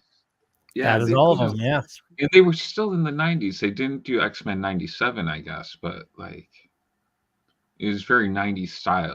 I listen. I like what I saw of the trailer. It's definitely enough for me to check out. But in my opinion, nostalgia cannot fix any sort of story or plot holes. So for me, as long as the story is great, I'm good. But if the story is subpar, then I'm like, no, I'm good. We had 4 seasons of goodness, you know? Yeah. So. Well, there is one other variant set this week. So Deadpool, starting in April, Cody Ziegler and Roge Antonio are kicking off a brand new Deadpool series. It's been a while since Deadpool had his own ongoing series, so Marvel is going all out to celebrate this new adventure solo series. On Friday, the publisher unveiled 8 new covers for the series and created a diverse group of talented artists, including Ryan Stegman and In-hyuk Lee. Oh, okay. Poor man. And I apologize. I didn't have these listed by artist. And that one's going to be foil. Ooh. Ching, ching, ching. And I know we're some of the foil covers look pretty badass. Fully embossed. Oh yeah, that's In-hyuk Lee. I checked. There's 121 variant covers this week. Yeah. For Marvel and DC. Love you guys, but I'm not doing 121 variant covers a week for y'all. No. Oh, my apologies. Just not gonna happen. There was a couple more. Beg our forgiveness. Beg. What is that all about? That's probably for Blood Hunt, I'd imagine, which I believe Drew is going to be covering. It was Okay, on the Deadpool gotcha. list, but yeah it's. There we go. Yeah, and with that, we have the variant watch is over. And like I said, 121 variants for Marvel and DC alone this week. Stop. Damn. Unless you're a germ. Wait, I what? should really look into like what the high selling one is for the week and give us that information. And buy them all.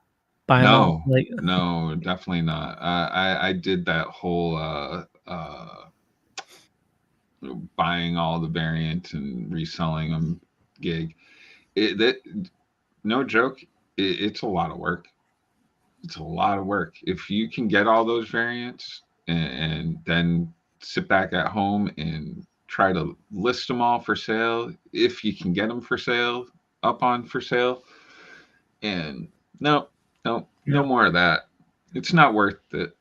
Yeah, you know what is worth it? And I apologize, I didn't change out the audio again. Oh, but stop it. Yeah, It's fine. I need to find think it's time. fine. I think it's fine with the audio that it has. No, it needs to be better because of course it is. Drew's News. Exciting tales, fresh comic views. In the pages, heroes fly, villains plot under the sky. From Gotham's dark to Metropolis views, we cover stories old and new. Drew's News. Your daily source for comic clues. Join the fun, this heroic cruise in the world of Drew's Comics News. Excelsior! Eggs and I'm not gonna say it. I'm not gonna say it. You love us. We all know it. Mm-hmm. Get in. You gotta admit, you do love it, Drew. I do and I don't. Oh, the Ultimate X-Men #1. Another tale of selling out. Yeah. Get out.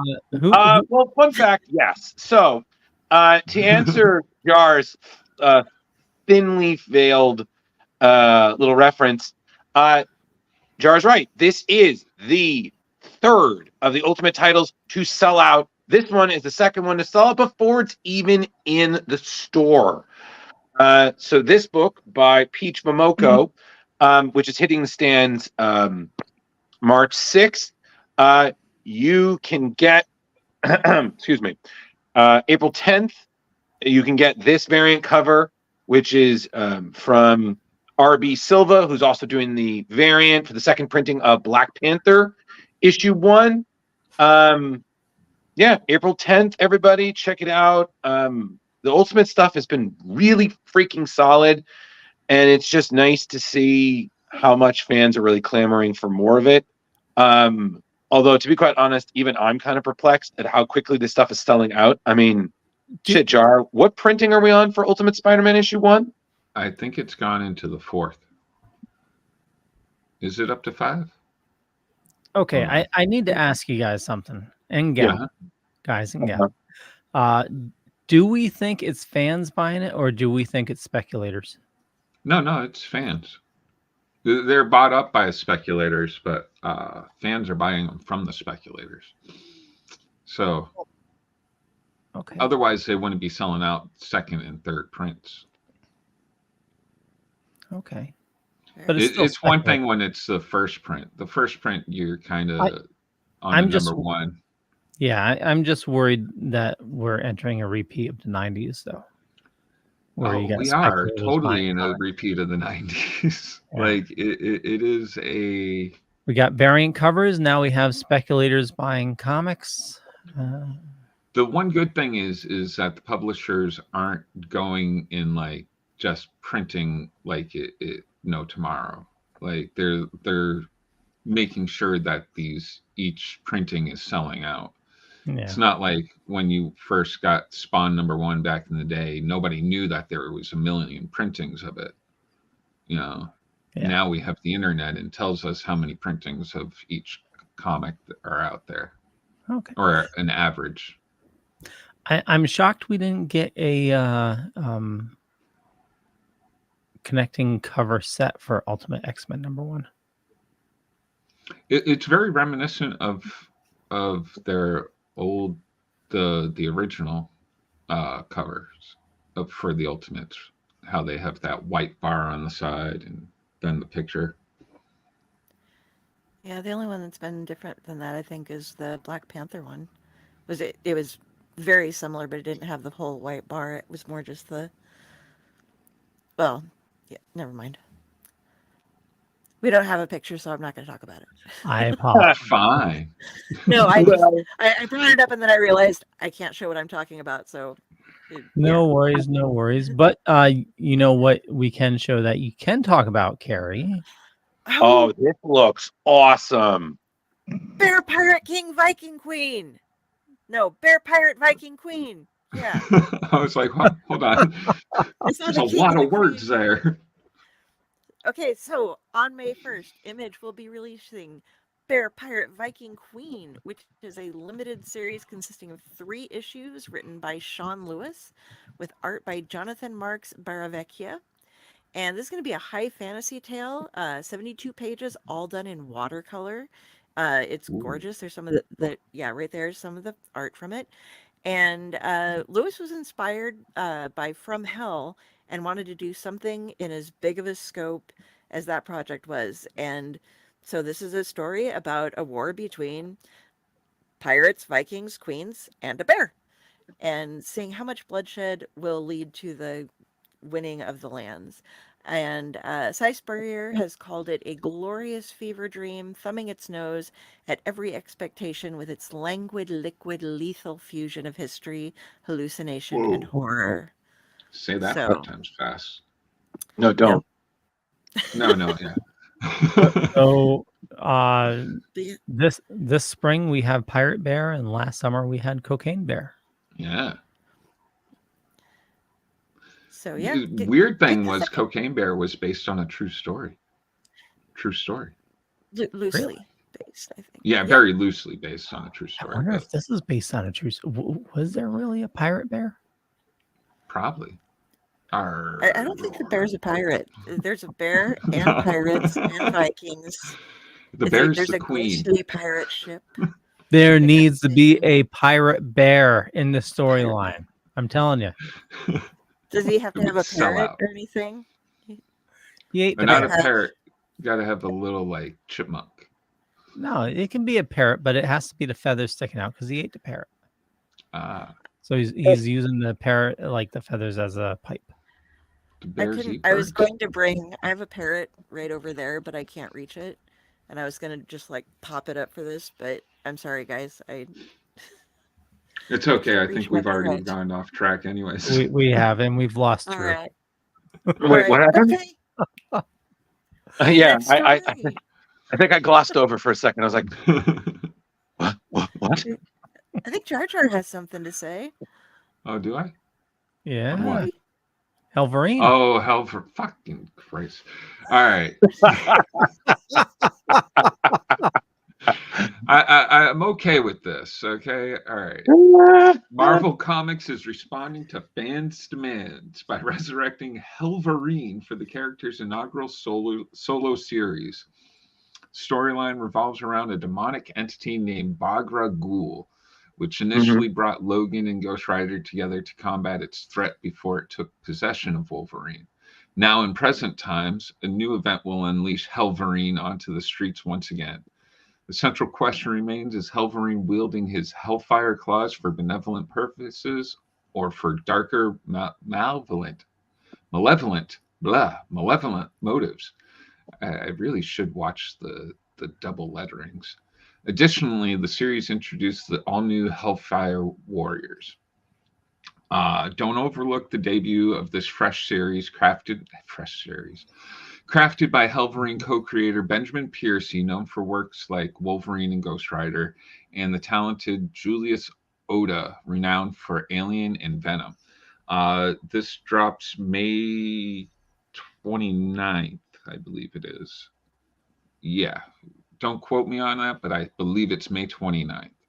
I don't get it. The amalgams of Marvel, I guess. Like they've done Ghost Rider, Hulk, Ghost Rider, Wolverine. I just don't understand it. Everybody wants to be a Ghost Rider. Okay. Jar, no, I can explain this. Jar, this happened in Ben Percy, who, fun fact, will be at Terrificon this year. This came out of his Spirits of Vengeance crossover he did with Ghost Rider and Wolverine. I think that was Yeah. last year. And this became such a hit that they were like, oh, well, they love it, so let's give them more.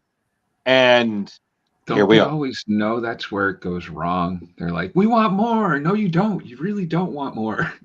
Yeah, well, Weapons of Vengeance was an unexpected hit, so they just really loved this idea of Logan, flaming skull, flaming claws, flaming motor, a lot of flames. Okay, Well, when they did it with the Punisher and the Cosmic Ghost Rider.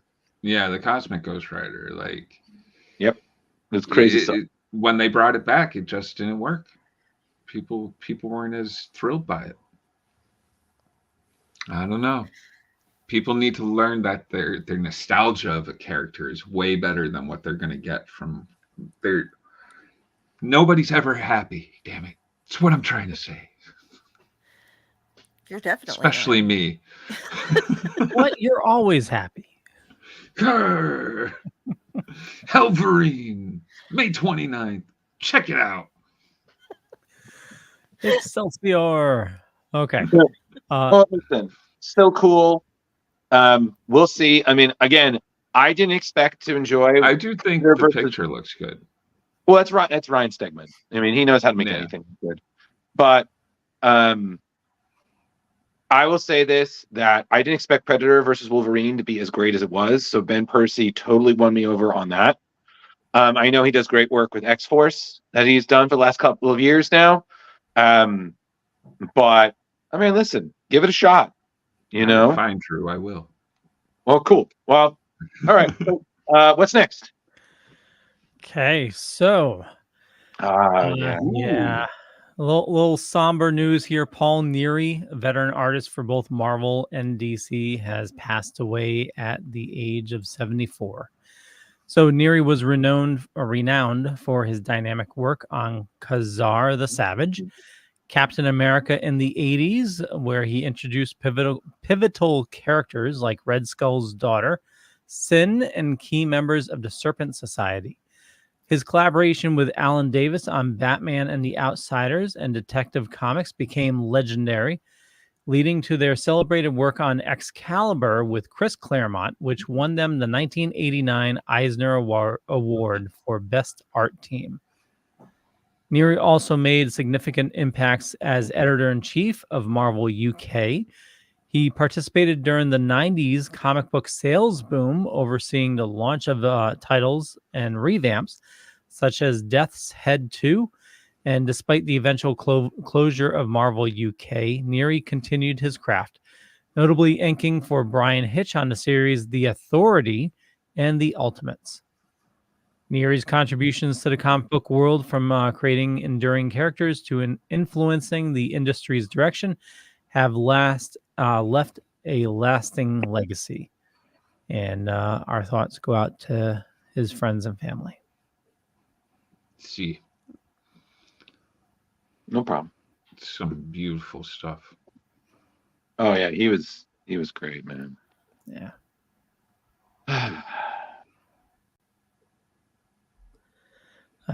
It is kind of sad that this is like a weekly, Well, Leo, circle of life, man.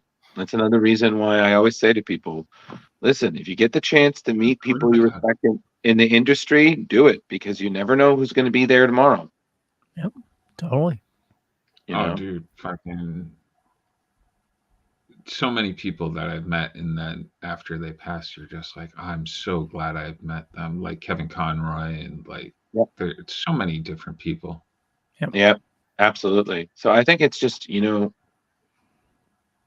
just make the most of the time. But at least the good thing is, in comics, your work, especially if you got to work on something that was very well received, and what your work will live on, you know. And I think sometimes, as a creative, that's the best you can really hope for is you live on, Mm-hmm. Totally agree. Yeah. All right. So what's next? The Whisper Queen. I believe this is Carrie's. Yes. Okay. So this is another May 1st Image release. The Whisper Queen will be coming at us from Chip Zdarsky.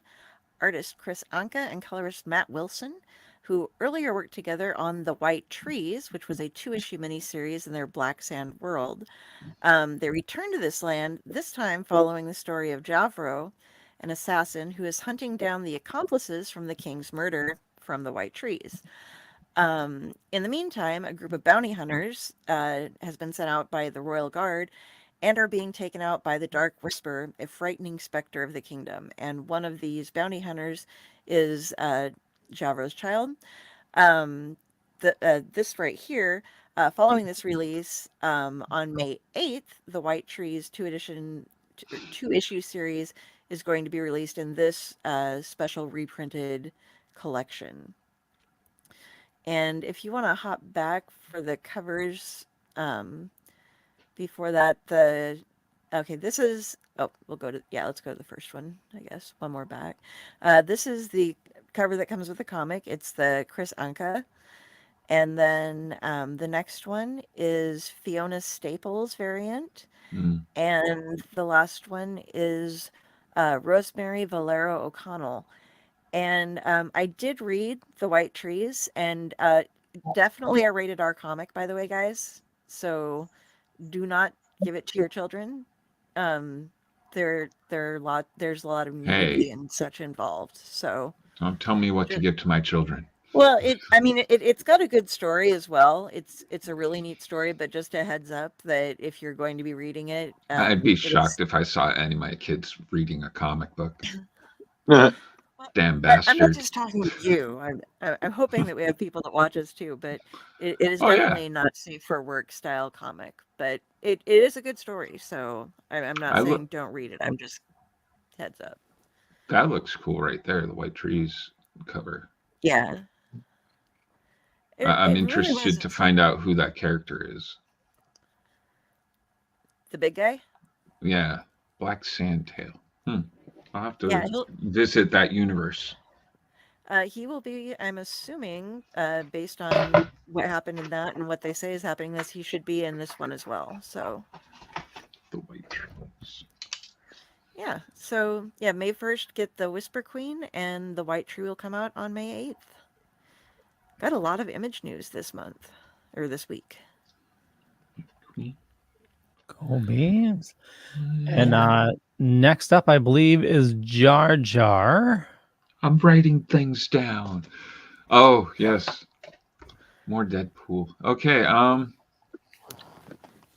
In an unprecedented team-up within comics and pop culture, the iconic duo of Deadpool and Wolverine embarks on an epic adventure spanning 3 parts in the upcoming series, Deadpool and Wolverine World War III #1, set to hit shelves in May. The acclaimed writer Joe Kelly returns to Deadpool, joined by the legendary artist Adam Kubert. So the art on this is going to be awesome. Like Adam Kubert. I love anything he touches. I'll buy that. For this thrilling new series, the enigmatic Delta introduces a radical shift advocating for change, which puts Deadpool in the crosshairs. As Wolverine becomes entangled in the unfolding plot, the question arises, will the third encounter between these characters bring fortune or doom? Brace yourself for the explosive arrival of World War III with this dynamic duo. You can check out Kubert's cover art now and mark your calendars for the release of Deadpool and Wolverine World War III this May. That cover looks awesome. For real. And Joe Kelly, I know Liefeld. Yeah, I know Liefeld created Deadpool, but Joe Kelly is kind of like the great uncle. I don't know.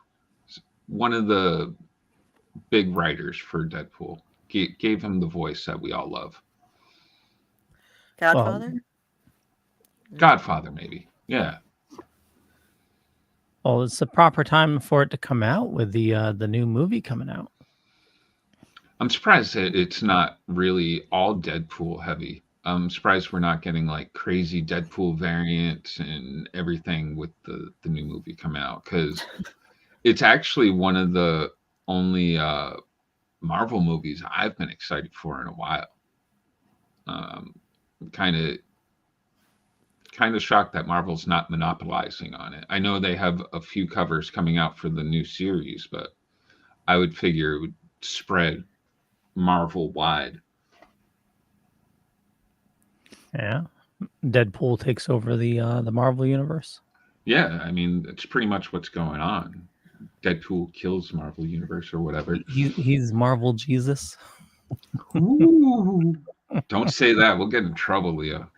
Hey, Ryan Reynolds said it, not me. Okay, so we have some very exciting news. Oh, that's pretty. Yeah, so DC Comics revealed that their exciting plans to launch 2 monumental collections, the DC versus Marvel Omnibus and the DC Marvel Amalgam Age Omnibus, both set to be released on August 6th, 2024.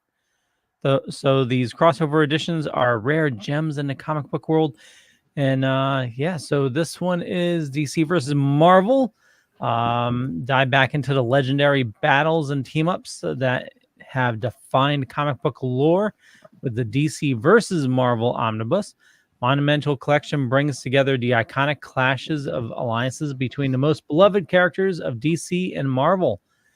Historic face-off with Superman, The Amazing Spider-Man in 1976, to the thrilling Batman Daredevil crossover in 2000. And I know a lot of these books are hard to find nowadays.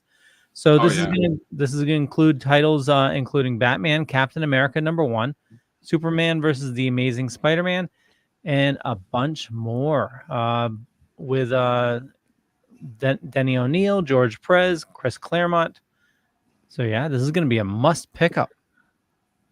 And I wonder if it's going to have the Batman versus the Hulk and all that in there.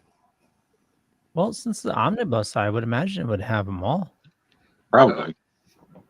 I don't know. They didn't state all the different specific stories that they're going to be covering in it.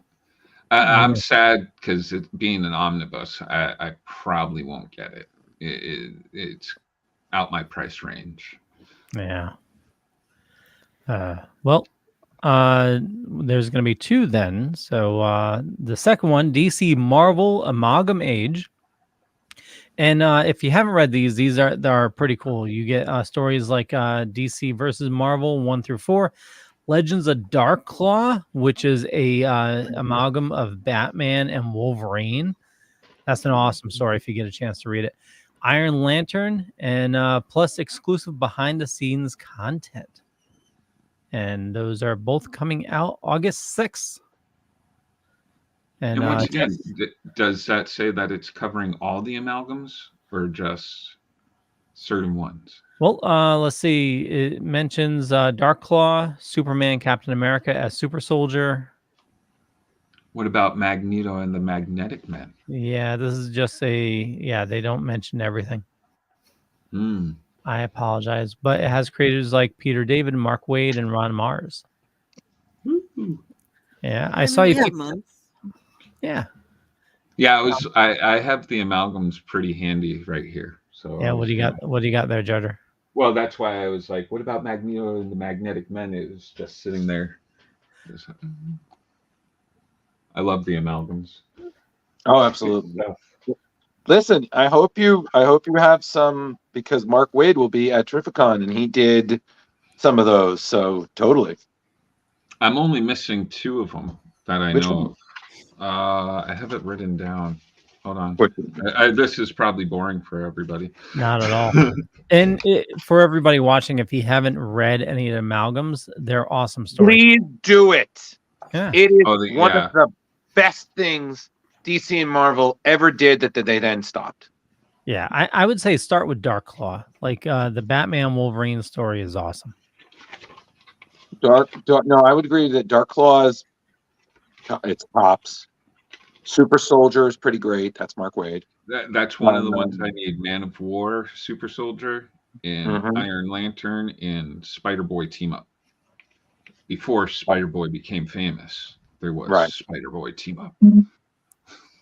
There was a Spider-Boy amalgam? Yeah. Yeah. There was it combined Spider-Man with Superboy. Oh, okay. Oh man, wow. Yeah, There was a Carl Fantastic Carl Four Kessel. comic book once. Yeah, Leo. It was Carl Kessel and the late great Mike Weir. And yeah, it's a great book. Okay.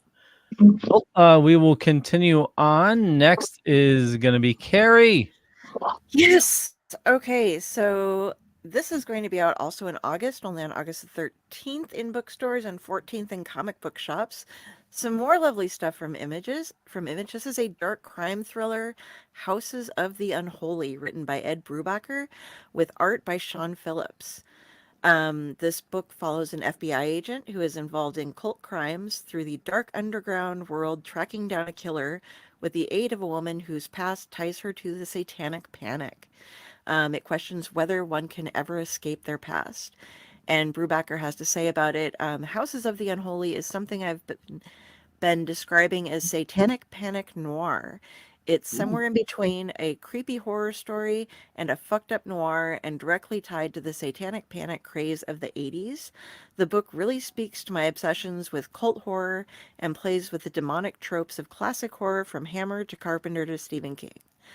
The fear that was everywhere back then has clearly resurfaced, and that made me want to dive back into those dark waters and try to find a Brubaker Phillips take on noir and horror at the same time. Just a little aside on this, just before this announcement was made, Brubaker and Phillips also discovered that their series Criminal has been picked up by Prime Video for a television series, with Brubaker serving as the co-showrunner and writer for the pilot episode. So, oh, nice. Yeah, so I was going to say this is probably going to get picked up pretty quickly too, because a lot of Brubaker things get green light for shows and stuff. Red light. Yeah. Red light. Green light. This looks really good though. I like the different styles of the art, the cold or the cool colors outside, the warm in there, and it looks like I have to say the cover was messing with my eyes. The Houses of that red on top of the background is hard to read. Yeah, it is. It could be just colorblind, but like it blends almost to the point where you can't see the words. I think that's your colorblindness because it pops from. Oh, does it? Least. Yeah. I think it could be like the design in the background, like that. That definitely throws it off a bit. Yeah. Yeah. I do know we have a bunch more news to go through, so we'll try to wrap it up fast. Next up, this is Jar Jar. Oh. Blood Squad 7. Blood Squad 7. Image Comics has unveiled a new series titled Blood Squad 7, aiming to delve into the dynamics of 90s superheroes teams through a modern perspective. Set to debut, guess what? This May, Blood Squad 7 emerges as a spin-off from Image's Dutch miniseries. Crafted by the renowned duo of writer Joe Casey and artist Paul Fry, the series promises to explore what unfolds when the over-the-top, leather-clad superheroes reminiscent of the 90s resurface after a three-decade hiatus. The premiere installment, featuring a main cover by Fry, will also offer variant covers by esteemed artists including Chris Weston, Nick Pitara, Jim Rugg, and Fry himself. Additionally, future issues will showcase variant covers from talents like Criss Cross, make you want to jump, Elizabeth Torque, Mike Hawthorne, Corey Walker, Ryan Quackenbush, Mirko Kolak, Chris Sprouse, and Dustin Nguyen. The official synopsis for Blood Squad 7 outlines a narrative that takes place 30 years ago when the team was at the pinnacle of fame, gracing television screens, magazine covers, and securing lucrative endorsement deals. However, in the present day, a new generation of heroes steps up to carry on the legacy, fulfilling a bold promise to become the heroes that a divided America requires. It sounds right up my alley. I love the 90s. I am that guy. The 90s were 2 weeks ago. I don't know if the rest of you know this. Yeah. Yep. Well, I think the thing being is it's feels like it's a modern deconstruction, but it's also kind of a very realistic thing, you know. And again, I'm not trying to sound cliche, but it kind of reminds me of Watchmen in this respect of you saw superheroes at their heyday, and then you saw them when they were no longer necessary, when they were kind of considered silly, and yet there were still masked men and women, you know. So it's that love-hate relationship, because let's be real here, you know, comics back in the day are not what they are now. It's a different ballgame. So it's that different lens. Even from the 80s to today, like each decade, I think brings its own flavor. You know, like the 90s was all the pockets and everything's fully embossed and everything was like in your face, rip claw, and like very very extreme. Like the Extreme Universe came out in the 90s and stuff like that. Like, or hold on, am I thinking of something else? But yeah, like the 90s is where it's at. I love that. Yeah. Yeah. We're all just reminiscing the 90s. Oh, it was so I feel wonderful. like Drew's like preparing himself for something big. I know. Oh. All right. This is going to be my last one, guys. Okay, You've so got a tiny onion. James Tynan, pictured here, who I've been reading a ton of, and you got to, guys, if you're into the horror, the dark comic book stuff, he is arguably one of the best dark comic book writers of our time. I'm trying to summarize this a lot more than I did, by the way, because since we're going so late, but he's won quite a few awards, including Eisner's, Ringo's, Prisms, and Glad's for his work on things like Something is Killing the Children through Boom Studios, The Department of Truth through Image Comics, True Weird, and the Oddly Pedestrian Life of Christopher Chaos, originally published on a Substack, now printed via Dark Horse, Nice House on the Lake, DC Black Label, and Batman Teenage Mutant Ninja Turtles from DC and IDW. He has just announced that he is launching Tiny Onion, which is a full stack production house set up for the development, packaging, marketing, and cross-platform promotion of new creator-owned work. Lyrical Media, a multimedia development, production, and finance company, has jumped in with a 7-figure investment in the seed round for getting this set up. Yeah. He wants people to understand that this is not a publisher, and also that this company is not going to change any of his relationships or work already in progress in the industry.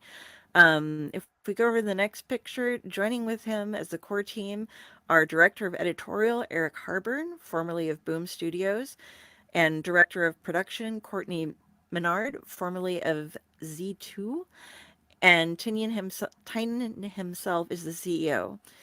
I don't know who the other person is. Oh, no, I don't. Sorry. But the first book they're going to be doing is packaging Somna Book 2 by Becky Cluna and Tula Lotte for another newer publisher, and it's DSTLRY, all in caps, which I'm just going to refer to as Distillery, which Tynan is also a founding member of. What he had to say about this himself and his Substack is, we've had a number of conversations with other creative industries. We're hopefully going to be making movies, being a film studio, making inroads into animation, maybe dealing with other entities interested in making an artful, beautiful comic. The creative autonomy is the core principle of what we are doing. That's why we lean into the term production house, because we're going to be covering a lot of bases here. And I'm going to skip over a bunch of some of this other stuff. Tiny Onion is something that he has been doing with his Substack, and it's been something he's been putting in a lot of years for. And just to quickly let people know what Distillery is, David Steinberger, the co-founder of Comixology and former global director of digital comics from Amazon, along with Chip Mosher, who is the former head of content ad at Comixology, put together Distillery, which is a new comics and collectible publisher who publish original content as well as creating a collecting experience by adding in both digital and physical production from some of the biggest names in the mainstream comic world. The founding creators include Scott Snyder, Tula Lotay, James Tynan, Junko Mizuno, Ram V, Mirka Andolfo, Joelle Jones, Jock, Becky Cloonan, Brian Azzolero, Elsa Chartier, Stephanie Phillips, Lee Garbett, Mark Bernadine, and founding editor Will Dennis. And they will be continuing to announce new creators, creative teams, and publishing rollouts as things go on. Basically, they're going to create an entire publishing setup where they sell like the digital copies will be available on large market platforms, but also they will have their own platform where you can buy them as a fan for a short period of time. It has nothing, there will be no crypto or anything involved since there can be scams going on there. But once you've bought the digital version on that platform, it can be resold after a couple of weeks. They'll take off the initial selling, and the creators will get. Hold on, what? Okay, so they have a We're trusted vertical reselling marketplace. digital? This is Okay, interesting. yes. Well, Okay, that's just I've always wondered about this. that's Okay. an NFT, right? Yeah, No, I've always okay. wondered if this is where digital comic reading will go to, like if you don't own the physical. Oh, go ahead. Yeah. Okay, yeah. Distillery books will be deluxe, oversized, and slightly higher in price than the average comic book being released. On the digital side of things, they will have a trusted vertical marketplace, not involving cryptocurrency, where digital issues can be fully owned and resellable. There will be no wallets, crypto, Got it. NFTs, or anything to help avoid scams and other issues, but the digital issues will be sold for 1 week directly to the fans from the company, after which time the owners can buy and sell on their secondary market, which offers a royalty to creators on secondary sales as well as benefit. And they also have benefits for the fans like meetups, discounts, and drops. But this way, Like, when imagine, they like, resell the digital, the creator gets another reimbursement. oh no, absolutely. It's an NFT with extra steps. Yeah. And they're not calling it that. But So, like, they'll but it be is. available on major platforms, so you don't have to worry about that. If you want to buy them just on Amazon, you'll be able to do that too.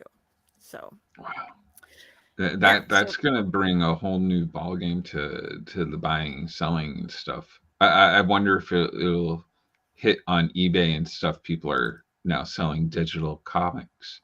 Because if the company stops selling the digital comic, it makes sense. Like, how else are you going to get that comic unless you're buying it from another reader? well, you'll be able to buy it on all the other major platforms, but on their thing themselves, which they'll be giving you bonuses for being a fan and being a buyer there, is where you'll be able to buy and resell on that side. They should have a comic or two up right now. But if it actually if it works, like, guys, to say that it works, let's just say in a utopic kind of world for these people, this works. It's obviously going to pour over to other websites and stuff like that. Guys, guys, I don't mean to be rude, but we still have a lot of Blood Hunt to cover, and we're running a little long. Sorry. Yeah. No. I was just like, don't wrong. It's great and it's very insightful, but I was like, there's still like 7 Blood Hunt stories. So Drew, let me know when I need to move on for. I will. You know what I'm going to do, Leo? I'm going to say a word, and you'll know it's time to move on. Okay? Okay. Is it snake? Okay. No, Snake Plissken. All right. So, everybody, as you know, because we've said it more than once, Marvel's big upcoming event, Blood Hunt, is slowly but surely on the way. The publisher has said, besides the main series, there will be 8 limited series, 6 one-shots, and 7 tie-in issues of existing series for this alone. So they released a lot of news about each one. So I'm going to do my best to summarize and categorize everything, but not get lost in too much detail because we are running a little long and Drewski is getting tired. So the first one is Blood Hunters. So this is a 4-issue anthology. So this is Mark Russell, Christos Gage, Eric Schultz with Bob Quinn, Javier Garron, and Bernard Chang with a cover by the great Greg Land. So you have Hawkeye on the run, not only from the law, but also vampires. Man-Wolf and J. Jonah Jameson teaming up for a little father-son bonding, except against vampires. And with Cloak missing, Dagger starts a new team, the Blood Hunters. So who will she recruit? I guess you're going to have to find out. So that's on sale May 8th. And Stake. That's your signal. Yeah. For Black Panther Blood Hunt by writer Cheryl Lynn Eaton and Fareed Karami, you have Black Panther returning to his once great exiled Wakanda. But now he is no longer just the Black Panther. He is also a vampire.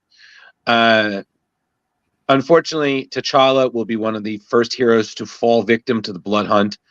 And he finds himself caught between his desire to protect his people and now his bloodlust. So the creators have basically said that you're going to have this back and forth battle between obligation and desire for blood. We'll also find T'Challa will discover new secrets about Wakanda and its history with creatures of the night, and introducing new villains that are actually inspired by African legend and mythology. So this is going to be pretty interesting because it's basically an exploration of 2 bloodlines. So that'll be out May 29th. Give me some steak. Ooh. Union Jack is back, everybody. This series by Kevin Scott and artist Kev Walker is a 3-issue limited series that has the British occult hunter, quote unquote, armoring up, grabbing his Webley pistol, liberating a longsword, getting some grenades, and heading out to stake some bloodsuckers in a way that apparently would make the Punisher jealous. So vampires of the earth, and one man is making his mission to protect it. And this man, Joey Chapman, hopes it will be enough, and essentially is now worried about who he has to face in order to keep London from truly falling. His war will be specifically with a brood of vampires targeting London, led by a mysterious villain known as the Hunger. So I was like, okay. Yeah, so, yep. All right, give me some more steak. This one, you will see Dracula Blood Hunt. It's a tie-in that will have Dracula teaming up with the most unlikely person ever, Bloodline, a.k.a. Brielle Brooks, Blade's daughter. Written by Danny Lore and illustrated by Vincenzo Carrat. This one is going to be a week after Blood Hunt launches. And essentially, what will happen when Dracula, Marvel's first and most legendarily infamous vampire, basically his goal is to protect Brielle, the daughter of his sworn enemy, and you have to deal with that and essentially how they work together to preserve the fate of humanity when the entire world is full of vampires.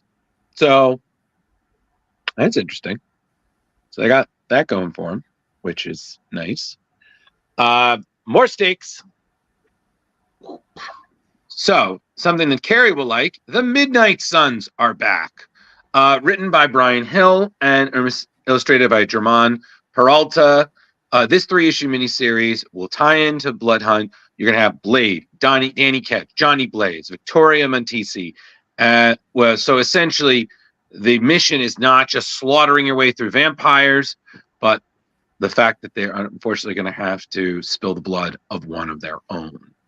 So we're talking Fangs, Fire, Penance, original Midnight Suns, reuniting to deal with this threat to their Marvel world. That's on sale May 29th. And then next, we have Strange Academy returning. So by Daniel Jose Older and Luigi Zagardia, Blood Hunt is not just in New York. This is spreading all over, which also includes New Orleans, Louisiana, aka home of the Strange Academy. So we see fan favorites like Doyle, Dormammu, Zoe Laveau, Shali Moonpetal, Jermaine Aguilar, and Toth caught up in an adventure where essentially they're trying to find the Darkhold, cast a spell that's going to destroy all the vampires. But there's a problem. The Darkhold is actually a child now. So that's something. So this is on sale May 8th. So show me more stakes. Now this is another interesting thing. So marking his Marvel debut, famous Teenage Mutant Ninja Turtle editor Tom Waltz will make his Marvel debut along with Juan Jose Rip in Wolverine Blood Hunt. So you're going to see essentially a 3-part miniseries that's going to conclude Logan's private battle against the Vampire Nation. So this is something that we've seen a bit in Benjamin Percy's epic Wolverine run. So essentially, as Logan is trying to fight back the darkness, what plot puts them in their crosshairs, and essentially what happens when a secret vampire sect enacts a new strategy that'll take Logan and his beloved Marvel world to the brink of absolute madness. So we're going to have guest stars. We're going to have the return of Luis the Night Guard, a bunch of other characters, plus the pretty dope cover, not going to lie, by Ben Harvey. Yeah. Now that's on sale June 5th. Next, please. Wow. Oh, yes, right. So these are essentially announcement of the other 7 existing series that are all tying in. So these are very brief because these are all upcoming. These are all in May. So these are those tie-in issues we talked about, the pre-existing series. So you have Vengeance of Moon Knight. So you have, excuse me. The new Moon Knight is essentially dealing with the vampire invasion in their own way, as the Midnight Mission for Moon Knight is one of the few havens left during the vampire takeover. So that's Jed McKay, Alessandro Capicelli, David Perartor did the cover there. That's May 1st. And then for Avengers, you're going to have a totally new lineup. Captain Marvel's calling for aid. You're going to have Quicksilver, Hawkeye, Hercules, Hazmat, all there taking on the hordes of vampires attacking all over the world. Leo, that's the Amazing Spider-Man one. They didn't have any coverage for that. So just stake it. So we have the Avengers. So like I said, you got this new team taking on the hordes of the vampires all over the world.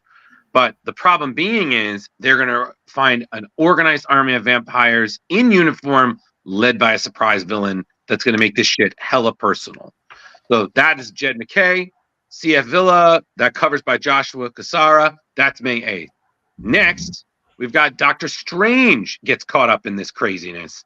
Strange and Clea are basically helping to fight alongside the heroes of Earth against the vampires, but it looks like, according to Jed McKay and Pasquale Ferry, and that dope Alex Ross cover there, Doctor Strange could be the vampire's Sorcerer Supreme.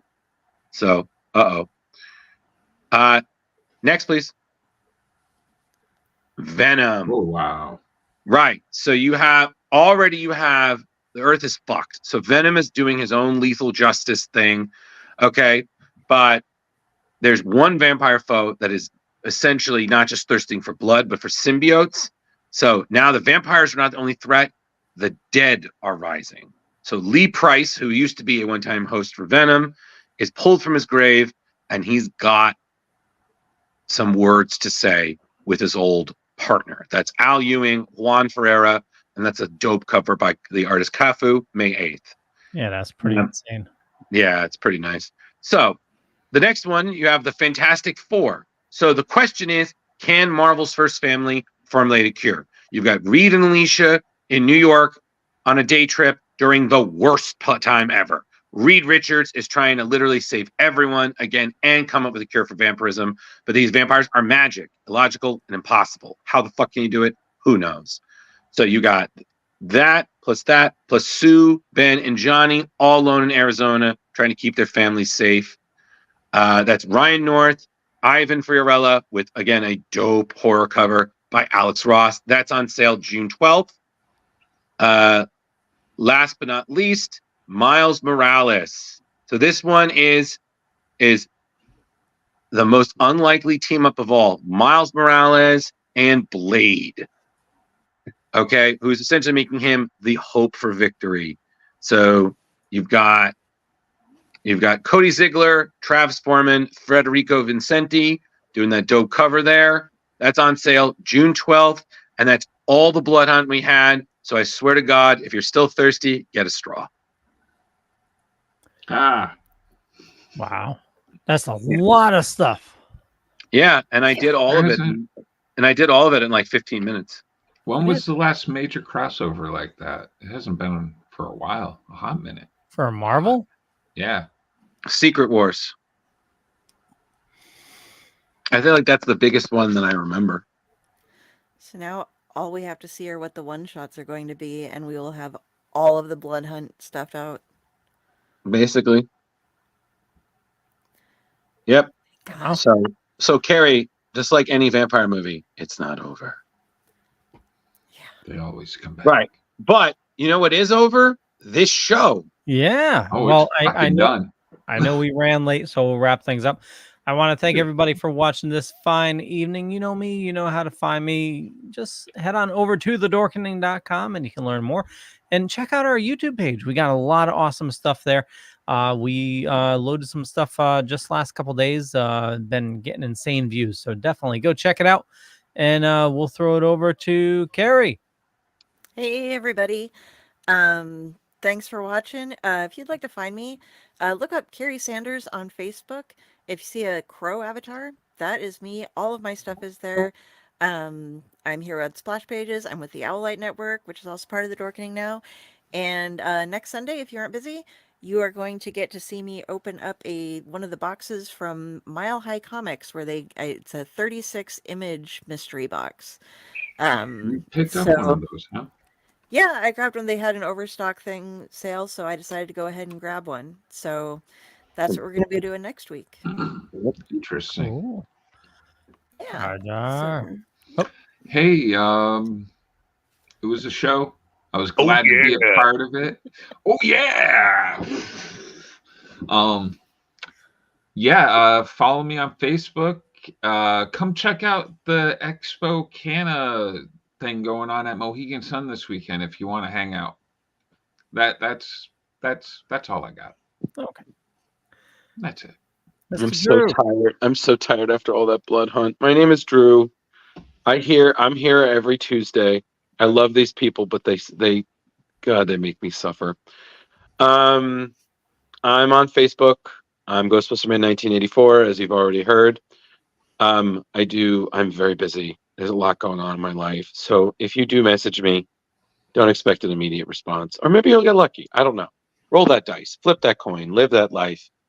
And honestly, thank you for spending your Tuesday with us. We appreciate you all. Mm-hmm. Stay tuned next week.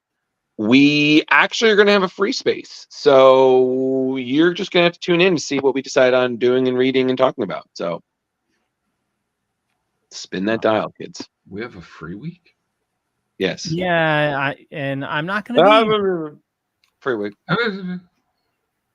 Free week. We have to preserve our comic book anonymity. So in that note, Everybody, have a good night. Good night. Bye, everybody.